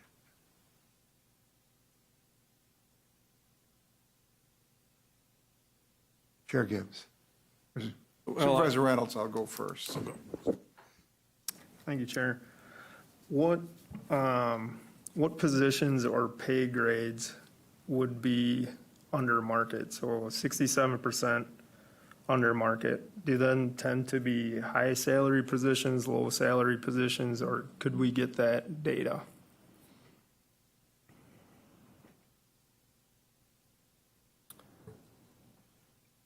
Milena, do you want to answer what you kind of found in terms of your analysis as to how, throughout our comp analysis, what you found for where we're below market? Yeah, it's a good question, and I don't know that we have a clear pattern because we look at every position.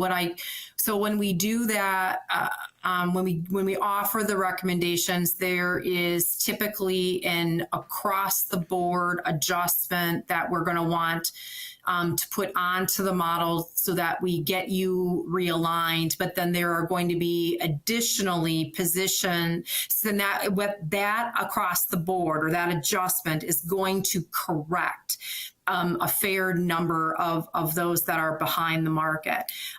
There are going to be, though, however, a handful and maybe even more than a handful of positions that we've recommended a change in pay grade because they will need more correction. The market has swung so significantly that they need a little bit more boost than the overall adjustment.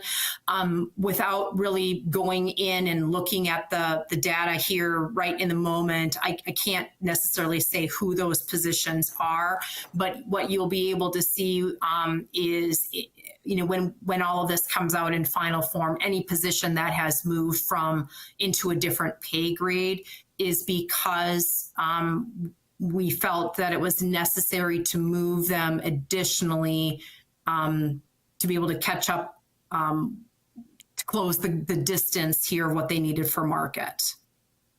And if I could add, to Milena's point, she did make recommendations relative to, I want to say it was at least a dozen specific positions, and they were on the low end of, it was throughout the scale. It wasn't like one part of, our lower classified positions, that's where our problem was. I can tell you we had department head positions that Milena recommended we move because of the specific needs. I'll tell you one, the highway commissioner position. For those of you that I know are on pins and needles and follow highway commissioner recruiting, on websites, there are a lot of counties that have recently recruited for highway commissioners. Our range for that position, our scale hadn't changed in a long time. We were behind. So that's a higher level position, to your point, Supervisor, that needed to move. And we likewise had positions on much more on the lower classified scale. Supervisor Poole.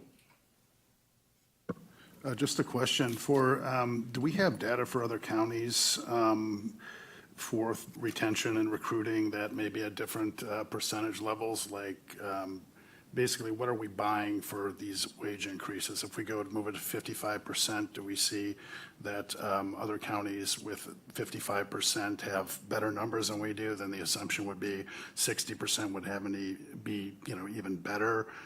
Do we have that kind of information? McGrath does not have that information. I wouldn't have anything either. I would just say, speaking with my colleagues, this is more probably on the second policy question, the structured range. The feedback I've gotten from peers in St. Croix and Price specifically, they come to mind, that they have seen that with a scale that better reflects what actual market is, and when you stay on top of it, you are able to effectively, through attrition and when you can bring people in on the low end of the scale, those movements throughout the scale are funded by that natural turnover. And then you have to address the other component of the annual conversation, which Malena alluded to, which is the cost of living. So that's the hope. Again, I think if we see as a county and as a state equalized value go up 12% over the next 4 years again, it's going to be a challenging employment environment. Hopefully, as Malena said, the environment kind of cools and steadies, but we exist in the same environment as other employers. If I could just interject. When you have 54% of all separations with people with less than 5 years of service, the one thing that we lose as a county is efficiency. I know in the DNR, when we looked at it, we thought that it was 5 to 7 years before we got a hydrogeologist or a project manager up to really being able to work independently. And when you're constantly turning over your staff, you have inefficiencies. And if we're looking at process improvements and other things, your retention rate is critical to your efforts to become more efficient as an organization. And if you're losing 54% in that 5-year period, you're not going to be able to make the inroads relative to process improvements that you would like to have. So that's something to keep in mind when we're looking at where we stand relative to others. Chair Gibbs. I think when we look at the data, when we're at 67% of our current positions are under market and 20% is at risk, I don't believe that there's anybody here that, and especially in the competitive market that we're at, that we don't have to do something. And when if administration is sitting there and run the numbers and we have department heads that have said that they will find the way to accomplish and is critical to their success and the success of delivering services to the citizens is dependent upon our pay structure. I think we don't have a choice but to look at moving our pay structure and our pay range. And then I think the sustainability is the other part that we have to have in a sustainable system so that we don't have and continue to have, 54% turnover with 5%, 5 years or less experience, and of that, 72% are disqualified or dissatisfied with their salary, and then 63% work-life balance. We approached part of that solution or tried to provide a pathway to one solution of a work-life balance with the half-day Fridays, but I think the other part of that is that we have to put a pay system in place that, one, is maintainable, but two, achievable. I don't believe that we're able to get to the 60%. I just don't believe that. I think administration's recommendation is not to be able to move there because I don't think that we could sustain it. I think you've heard that clear concern on their part. But I think moving to the 55th is something that's doable.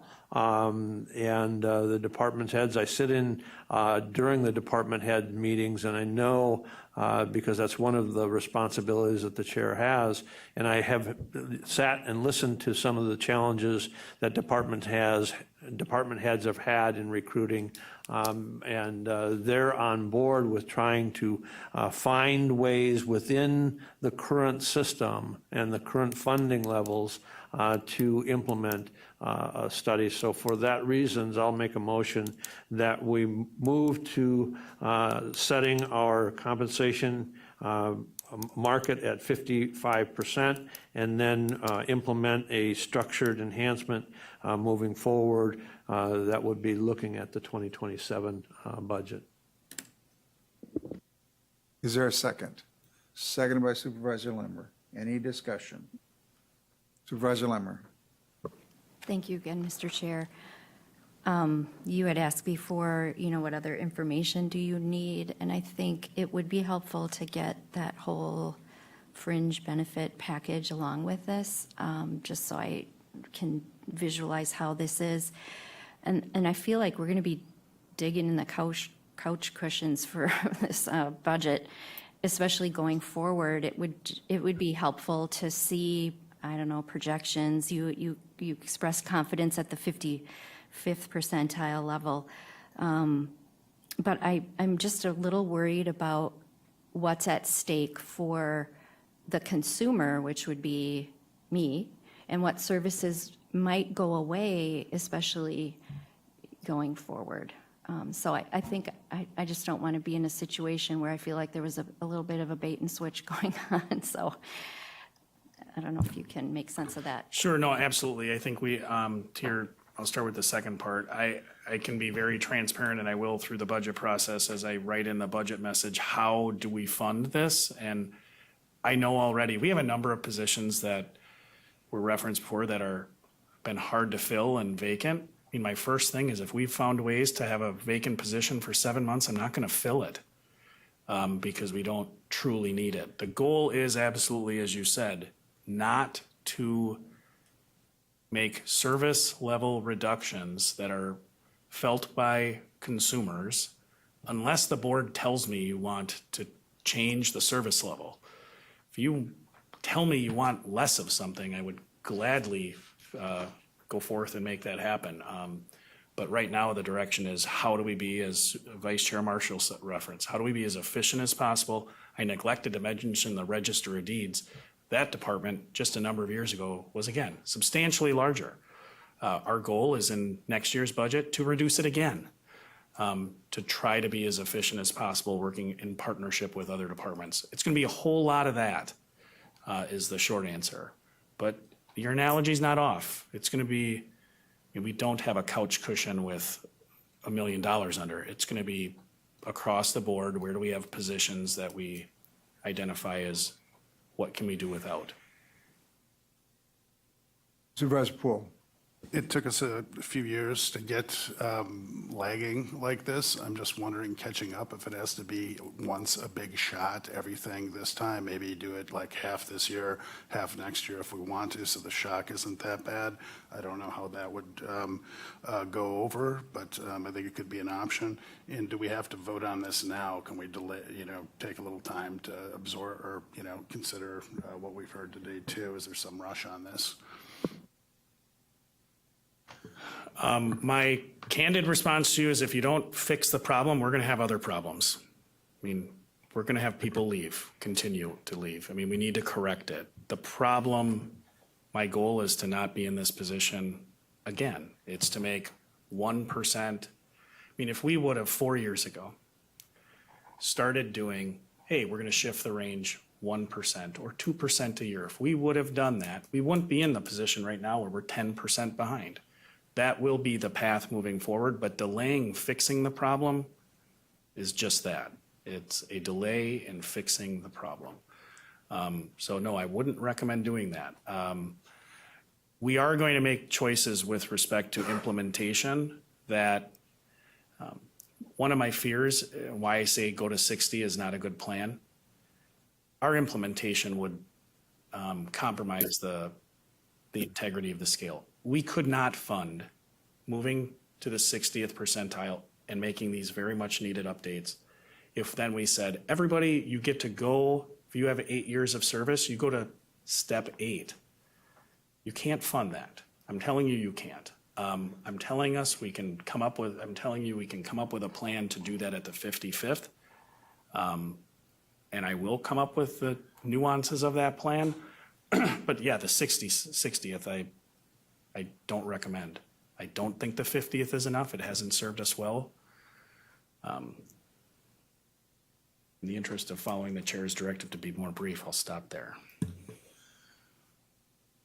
Other questions? Just one of the goals that we had too as a county board was to try to reduce our vacancy rate to under 15%. And one other thing, yes, we do need action today. We have to build a budget. And I have to get departments what their payroll numbers are. So yes, please. I'll vote yes on this, just to get it to go to the board so the full board can consider it then. I'm sorry. I will vote yes on this. I'm just saying to advance it to the board for that reason, so the full board can consider it, correct? All right, is there any other discussion? If I can just clarify, the full board set the market budget assumption. The full board will, of course, adopt a budget, and payroll will be baked into that budget. So this specific motion is not envisioned, and speaking with Corp Counsel, it doesn't go to the board, but ultimately, of course, I just want to be very clear on what everyone's voting on. The full board absolutely will have, should it choose to exercise its will and modify that, it can do that through the budget process, but this is direction to staff on how to build it. Any other discussion? To be clear, this, if it passes HR Finance, it is not intended to go to the full board. I'm seeing Corp Counsel shake his head yes. It is. And for that reason, I cannot support it, because I would like to see the information in the more specific, like what the comparables are by position, before I can support it. So I need more information before supporting it. Right, any other discussion? If not, all those in favor of the motion will signify by saying aye. Aye. Aye. Opposed, no? No, That motion carries, but it is not unanimous. And perhaps, for information for a future meeting, we could bring in that additional information. We'll bring that back, both on the benefit side and the affected positions. But this gives you the direction relative to the negotiation and the start of the budget process, so. All right, if we can quickly move on then to, Chair Robinson, yes, I think Molly wanted to. I was just going to share that there is a breadth of information available on our public-facing website regarding our total compensation with benefits, benefit premiums, what we cover. There is a benefit guide, there's a benefit video. There is a lot of information available about the benefits that we offer employees and at what FTE and what their contribution and our contribution is to health insurance, dental, all of those things. all right. Next, we will move on to the approved claims and question costs. So Samantha has sent that out. I would just like to point out, one of the opportunities for cost savings would be for us to look at the $304,351.83 that we paid to public service and the $3,205.72 we paid to Xcel Energy. And I will continue to harp on our need to become more efficient relative to our utilization of kilowatts and therms, and would hope that we would continue to look carefully at that as we develop the budget as a way of paying for staff. Not missing the opportunity. 22 payments for $304,000. So, are there any other questions relative to claims or question costs? If not, what are your wishes? Supervisor Hart, I'll make a motion to approve the claims and question costs for the month. is there a second? Seconded by Supervisor Reynolds. Any discussion? If not, all those in favor will signify by saying aye. Aye. Opposed, no. That motion carries. Designation of Eastgate Hall as a historic landmark in the city of Wausau. Administrator Leonard. There's a memo in your packet, short story. We got a request that the city wants to designate that or may wish to designate that as a landmark. Consistent with past practice, we're bringing it here for your consideration. The memo is on page 248 of your packet is where it begins. This did go to the Park Commission for consideration as set forth in the memorandum. The Park Commission met on the 29th, and ultimately, they moved to recommend to this committee that the stone wing of the Eastgate Hall be designated as a local Wausau historic landmark and not the remainder of the facility. Whatever this body's will is, I will, of course, attend the appropriate city council meeting and provide that direction to them, or that request to them. Chair Gibbs. Administrator, so I know we had some modifications to that facility and some renovations to that facility recently. Does those renovations, does this complicate any of those ongoing renovations or the completed renovations that we're aware of? Not that I'm aware of. We did put in the memo to your point, the history of renovations that have been done in the last year, 2 years. And of course, the designation would have some impact on our ability to do that, but as you discussed I believe it was last year with respect to the Lakeview Professional Plaza building, the designation does not preclude you from doing any renovations. It just certainly prescribes some additional process that would have to be gone through. So the Park Commission's recommendation is for a partial designation. Is that possible under the municipal code?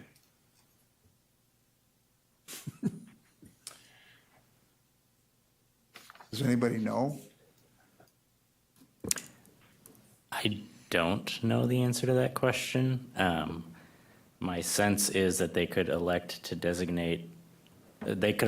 decide what portions are being designated, but I don't have any municipal code authority supporting that position. That just seems logical to me. And I also I haven't delved into that, but my recollection in looking at the Register of Local Historic Landmarks is that there are already portions of property that are designated in that fashion, but again, don't hold me to that. I haven't looked into it. We certainly can do that if you'd wish us to do so. All right. Supervisor Hart. One quick question I had on this is if this designation were to move forward as recommended by our Parks Commission, how would that impact the ability for us to install air conditioning at Eastgate Hall? Because I attended a wedding there in the middle of July and it was not fun. Sorry to the happy couple. So I would this is not something I'm going to be moving forward to with like the budget or anything, but in the future, if we're going to have more events at that facility, we definitely need to consider installing air conditioning, and I just don't want this to impact that ability. Thank you.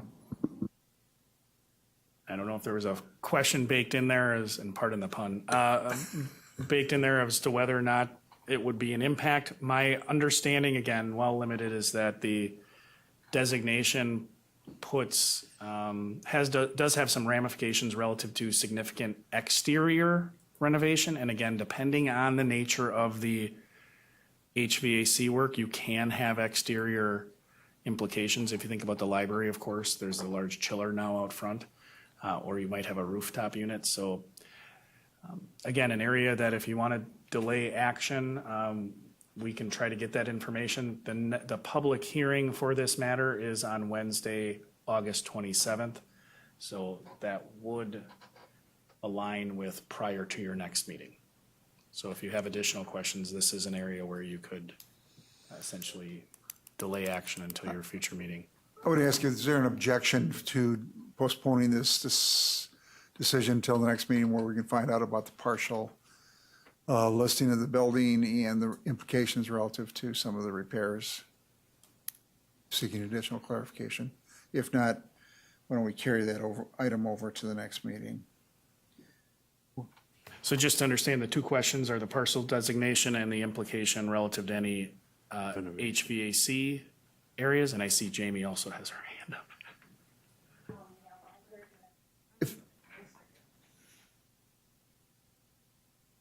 While we're discussing historical preservation buildings, we might want to discuss whether or not you want to insure them as historical buildings as well, which I can provide a memo to the administrator and he can forward that to you on what that would look like. because Sure. right now they are not insured that way. Chair Gay? Does that increase the cost? I'm assuming it does increase the cost when we have them designated as historical structures because it just, yeah, all right. It So if does. we could understand what that additional cost would be if that structure was so designated, I'd appreciate it. Yeah, I'll put that in a memo and he can forward it to you. Thank you. You're All welcome. right, so we could include that in the information that we would ask for at the next meeting. That would be great. Thank you. All right. Now we'll move on to county acquisition of tax delinquent properties by tax deed in consideration of administrative recommendations regarding tax deed restrictions upon sale. Administrator Leonard and/or Corp Counsel, or other parties as interested. It's a great public hearing introduction. So on page 252 of your packet is a memo, short explanation. We made a lot of progress. Kudos to the team working on this. The reason, apart from the update, and we're happy to answer any questions you may have based on the memo, but there is a list of actionable parcels beginning on the following page. In connection with your updates to your local ordinances, you charged administration with bringing forward recommendations relative to tax properties taken via tax deed or in rem relative to the imposition of deed restrictions or covenants. Essentially, for those properties that are best and highest use as residential, so they either have a residential improvement already on it, or they are vacant parcels that are unimproved parcels that are buildable. I followed the board's direction through the amendments of that code section, and for each of those, I provided a column, again on page 253 of your packet, where we would be consistent with your ordinance of imposing a deed restriction or including a deed restriction through the sale should we ultimately take these properties, that is, the people don't redeem them, to have a prohibition on short-term rentals for 10 years and they be owner occupied or long-term rentals within 24 months. Again, that's consistent with the wording of your ordinance changes. I won't go through each of the individual properties, but the vast majority that we are taking are those properties with residential improvements already on them. And to the extent we had a property, for example, that is zoned commercial, my recommendation was no deed restriction because of course it's not a residential property in nature. So you have several pages of those recommendations. And they were hyperlinked so you could click on the specific property to view the tax information. Anything I'm missing? Connie, you want to add anything? I do want to add, there's those 10 properties, 5 of them have already paid. So the ones that are not in question anymore are the 3002 Jelinek Ave, the 717 Jefferson Street, the Village of Maine tax deed, ending in 0037, they paid today. 712 Hemlock Street and 4602 Kennedy Ave. They are all paid in full. And then 2 more have come to our office and planning on bringing cashier's checks. So there'll be 2 more off, hopefully at the end of this week. Which is again, good news. The people are coming in to pay. And of course, if they do that, we're not going to put it, there's no taking, so there's no deed restriction or covenant put in place. But absent those things happening, those are the recommendations. So in terms of the committee's action today, do we need to take any? Mike, what action do we need to take today? If the committee is comfortable with the administrator's recommendations, I think the committee could move to approve the administrator's recommendations for the deed restrictions that are listed. I think that would be an appropriate action. My question is, what is the definition of long-term versus short-term? So what would be allowed and disallowed? So the question on that is whether or not the individual has to be licensed through either the state of Wisconsin or the health department. So it wouldn't be my definition. It would be are they required to be appropriately licensed. I don't know, Mike, if you have a different period on that. The term of that restriction, though, is 10 years. That was, again, the direction of the board was to put each of those deed restrictions in place for a time-limited. Chair I'm just Gibbs. wondering if a short-term rental is 3 months, is it 1 month? When does something become from short-term to long-term?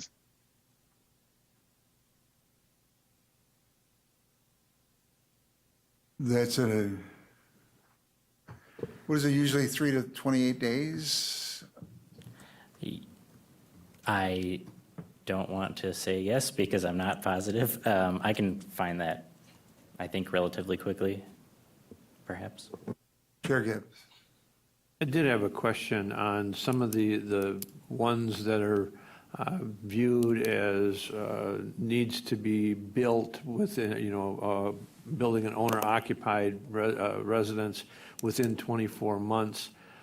I understand they're buildable lots, but are we hampering or are we, restricting the potential saleability of that in the current market with interest rates as it is, where it may not be the neighbor may be willing to purchase it versus, so are we, I'm wondering if we're devaluating some of those parcels by putting that kind of deed restriction on it. Supervisor Poole. Yeah, I had a similar thought. I think putting restrictions on it could just as likely have a negative effect. I would personally be just more let the free market decide, but I think maybe there's an opportunity here for something a little different. Maybe we could, just as a test, divide this list into equal halves, about same values, keep deed restrictions on one half and then let the market decide on the other, just without restrictions. That way we could see if there is really any tangible effects. Just an idea. Let me point out that the county board did adopt an ordinance that directed activities to occur in light of the housing shortage to try to get those properties redeveloped to address that housing shortage. So we're now discussing a policy of basically violating that ordinance, and that concerns me a little bit going forward. Well, I disagree. The market may just as likely have it for housing, or we'll see what it determines. So I'm saying it would be a good test case to see what the results would be of having the restrictions and not having them. I don't see, there may not be any real difference at all. Mike? Sure, so two things. One, on the short-term rental definition, a residential dwelling that is offered for rent for a fee and for fewer than 30 consecutive days. That's the statutory definition. Relative to the last discussion, I would just say, I think the ordinance calls for this type of discussion to occur, so I don't think the ordinance would preclude that action because it's ultimately up to this committee whether to adopt the administrator's recommendations or not. They're simply recommendations, they're not required. So I just wanted to say that. And if I could add, I don't want to imply in any way that I did any significant investigation on whether or not it was a good thing under the market or not. I simply was executing what I believed to be the direction of the board under the ordinance. That is to bring forward, if it's a residential property, the board's direction through the ordinance was to bring forward a recommendation, and the idea was to address the housing market with requiring owner occupancy if that improvement is already there, or requiring owner occupancy within 2 years. So from my standpoint, I think I've checked my box. Whatever you guys decide, whatever this body decides, I will carry out the will of the board, of this committee. Supervisor Lindmer. Thank you, Mr. Chair. At the EED meeting, we just talked about Centergy hosted or helped fund a new housing study, and they confirmed we need housing. And when we talked about the ordinance, we talked about not wanting short-term rentals to take the place of a home that might be workforce or somebody who could choose to invest in us. So I think I'm appreciative of this list and support the list as recommended by, or in the memo. Chair Gibbs. I guess I'm not trying to debate that. I think that everybody understands that we need additional housing stock in the county, and it adds to the potential for economic development. At the same token, I want to be cognizant of the fact that if we're putting on restrictions, if there's, one of the things I think my colleague Supervisor Poole is looking at is, we have a valuation method and we have a responsibility to the current owner that if the tax deed and future sale of that tax deeded property exceeds the value of the debt, we have an obligation to provide that payment to that owner. And so the question becomes, is our deed restrictions going to reduce or potentially reduce the value of that property where the owner may have a claim against the county for putting that restriction? That was my first concern when we first adopted this, but I think a test would first off, I guess the question I have for Corp Counsel is, the method that we're using for valuation of these properties upon taking to ensure that we're providing the required value back to the property owner upon disposition under the new state statute or the state requirements and under that Supreme Court case. If we did as my colleague suggested, run a test, we can then ensure that we're not devaluating that property and not potentially setting us up for a claim against those. So that would be, that I would agree with my colleague, because we have the ability to run a test on it. Could we run a test on it? Can I add, Mike, you ponder, from the legal standpoint, just want to be, again, clear on what your ordinance requires. Chair Gibbs, you're absolutely correct. The process requires that we get an appraisal before the sale. So that is one of the, if you recall your conversations in the full board conversations, a tool in the toolbox per se to mitigate risk was to make sure we get those appraisals. And certainly we can, if you wanted to split these and do some sort of evaluation as to how they compare to the appraisal. But I'm not sure a direct comparison against lists is going to be overly helpful because, of course, we have, every property is unique, which is the nature of the free market analysis that you alluded to. No, I was alluding to the comparison would be to the appraisal, and some with restrictions, some without restrictions, and that way we could understand, obviously every property is unique.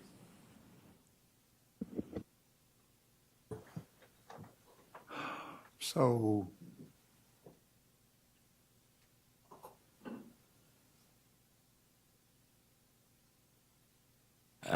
one of the important pieces of our ordinance is that regardless of what restrictions would be imposed after sale, we won't accept a sale unless we receive the appraised value. So that's the way that we ensure we're getting the full and fair market value for that property. So that's just what I wanted to add. Chair Gibbs.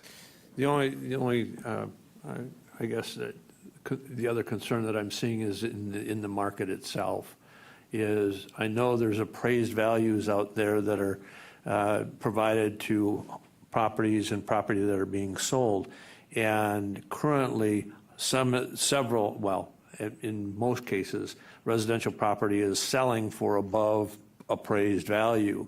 In some cases, 10, 20% higher than appraised value. So I understand that a current appraisal is supposed to be just that, but it's an art and not a science.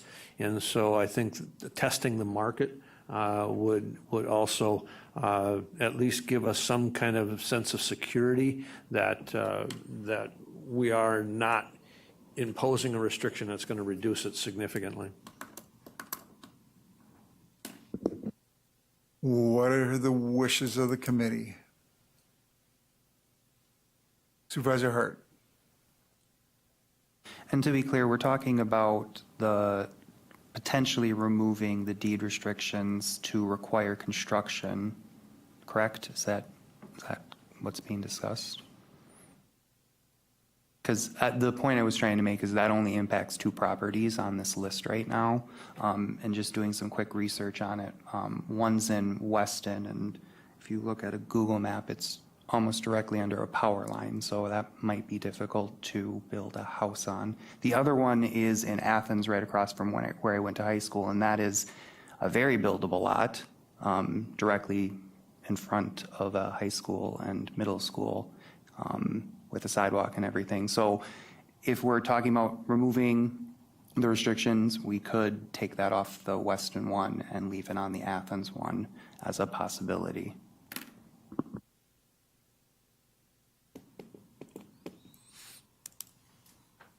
Again, what are your wishes? But Connie, you had indicated that 2 of the parcels that were unimproved have paid? Well, several of these parcels are being paid randomly. So I guess my question is, as we had that individual come in today, his specific property was on this list. So if he paid in full, these restrictions are no longer part of those parcels, correct? Okay, I just want that. There's no taking, so. Okay, I just wanted that clarified if the public sees this list. So, and we do have 2 more that are coming in. So I don't have the money yet, so. What are the wishes?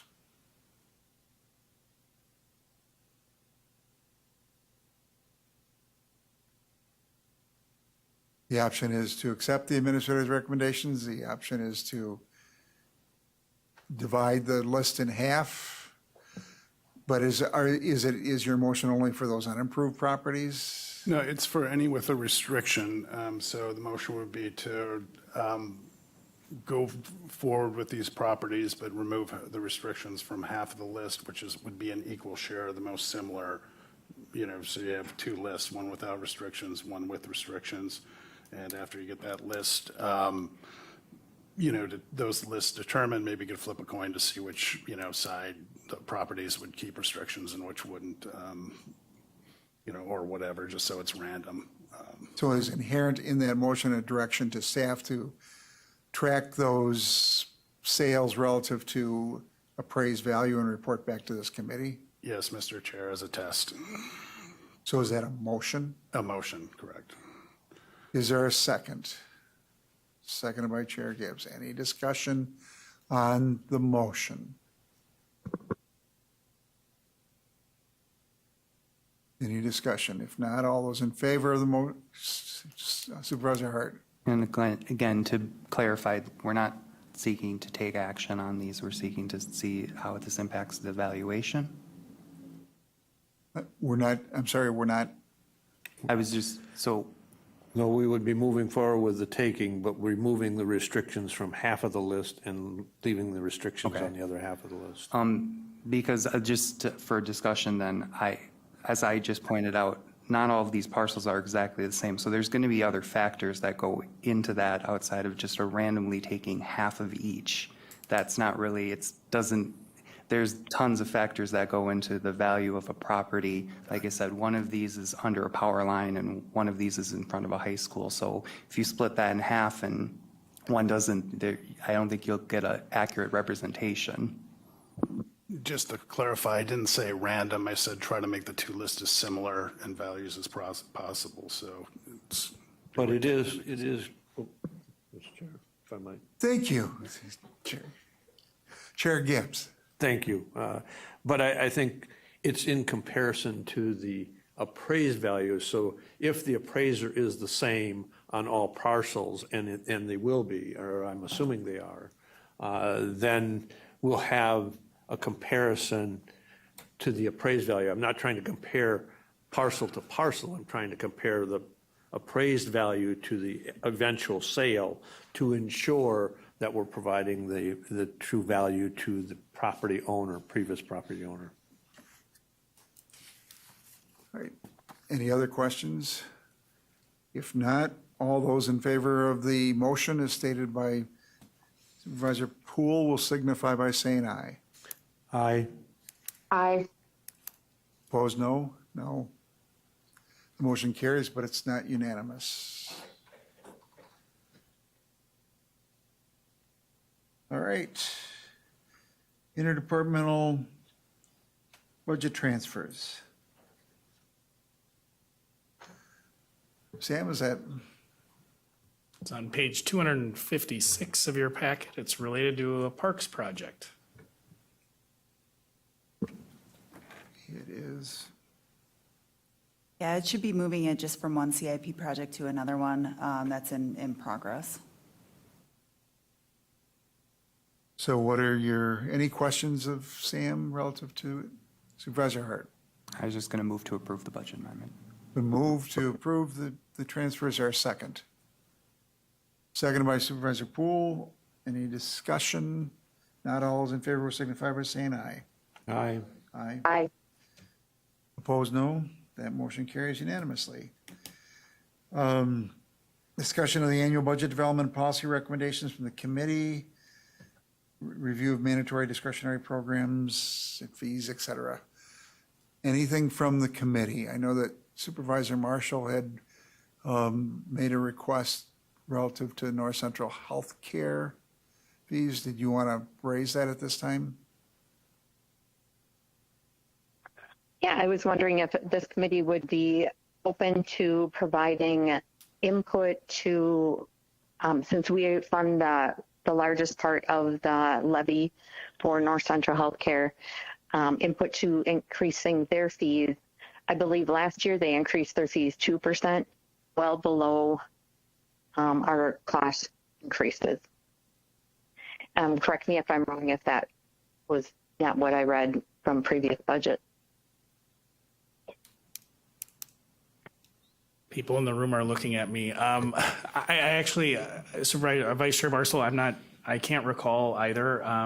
So I certainly don't dispute that. I can, perhaps it'd be instructive to have North Central Healthcare, their finance director, their deputy director that oversees administration and finance come give a bit of an overview as to what their budget preparation looks like to speak to the levy that you referenced relative to North Central Healthcare. I understand that their levy request of the county is going to be flat. They are implementing their wage study and managing that through, to your point, increased fees and other revenues. Some of their fees for services are capitated by Medicaid and Medicare reimbursements as well as insurance plans, but Jason is far more qualified to talk about that than I am. In light of the time, could we ask that Jason be invited to a future meeting for the purposes of providing us background information relative to where a fee increase is meaningful? Because if they're set by the state, that's all we're going to, all we'll get. But I think that would be a good discussion. I can certainly do that. And Vice Chair Marshall and other members of the committee, if there are certain programs you are specifically interested in, just let me know and I can convey that information to Jason. Anything else today? All right, we'll move on to the Corporation Council Quarterly Report. We've all been waiting anxiously for this. Well, I think the last quarterly report I gave was also following a very long meeting, but I will not take that personally. So just some updates since May. We talked a little bit about this. We filed a court case for the taking of 89 properties through the in-rem court process. That's gone very successful with our new process. I feel very confident in that. And we are looking to finalize that court process in early October. Jamie, our risk manager, has been working closely with MPIC, our property insurer, to identify some premium savings that we'll likely discuss in detail at your next meeting. And I think we have some really good options to make sure that our premium increase doesn't become a premium increase. So I'm happy to share that next time, preview. We've been constantly negotiating contracts. One of the bigger ones is a renegotiation of a contract for some equipment that the sheriff's office uses and to try to identify some cost savings. I just wanted to highlight our next request public records portal.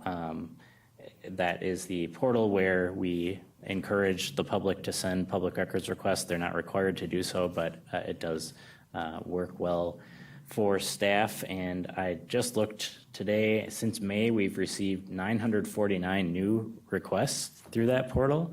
So I act as the, I guess, administrator of the portal, which basically gives me grand overseer power to see what's going on and make sure that there aren't any overdue requests.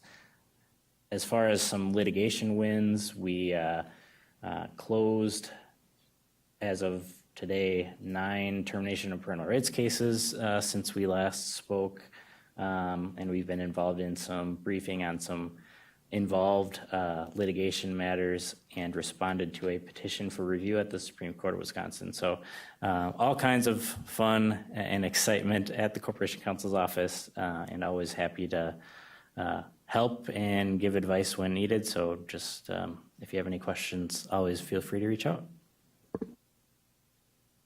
Any questions of the Corporation Counsel? Very succinct but yet comprehensive. Thank you. All right, we'll move on to the American Rescue Plan Act project spending update. Sam. I just submitted the second quarterly report in 2025 here.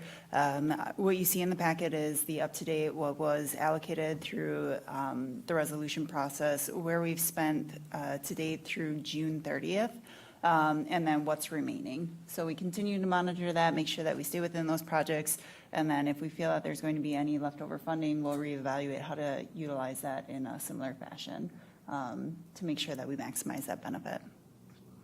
So based on your evaluation, and I'm sure Chris is involved in many of them, are there any concerns relative to our ability to encumber or to expend those dollars by December 31st of next year? No. I think that's what we're really looking for, and appreciate that update. Yes. Any questions? All right, financial up-to-date, year-to-date budget reports. I'm going to skip to the last page. It's probably the easiest to read. All of the departments are in there accordingly throughout the prior pages there. This just gives a nice overall view. To date, we're at 60.17% of our revenue budget and at 51.6% of our expenditure budget. On the expenditure side, you will see that the Fund 400 Capital Projects Fund is at 114%. That's most likely due to projects that were approved in 2024 that continue on into 2025. It's very difficult to get a lot of those projects done in a year's time span. So no concerns there. Again, we continue to monitor these as they go through. I do call this a progressive report because we're not at a point where we're closing out periods yet. So it is subjected to change a little bit, especially because in August, we do have a tendency to get a lot of July invoices that we will backdate into the appropriate period. Hey, are there any questions? We'll just be looking at this on a regular basis.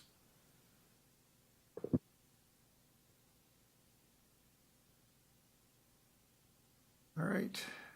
If not, we will then go on to items that the committee members would like at future meetings. I think we've got a few full meetings. One of those future meetings was going to be a meeting with the airport at our September 9th meeting. That won't work. So we have the option of going to the 18th, but given the fact that that's County Board Day, and we typically meet at the Central Wisconsin Airport, We may have to look at a different date.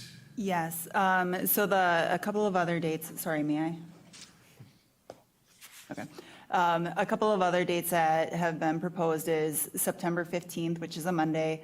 September 22nd was proposed, but that is the WCA conference, and then September 29th. What are your, do you have any preference? Again, the 15th, 22nd, or 29th? That would be a joint meeting with the Airport Board and Portage County Finance Committee. Supervisor Lemmer? I am unavailable on the 15th, but available on the other two dates. Do we want to look at the 29th?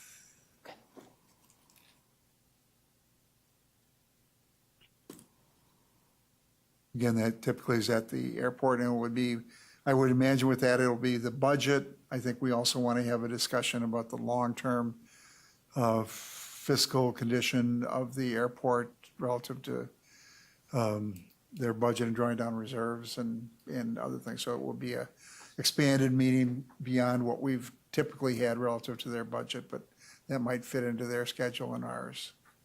And there will be a virtual option too, just to make sure that I've noted that. So let's look at that special meeting on the 29th. And then our next meeting would be on the 26th. With that, our item 8. Chair Gibbs moves to adjourn, seconded by Supervisor Poole. All those in favor, signify by saying aye. Aye. Aye. Opposed, no.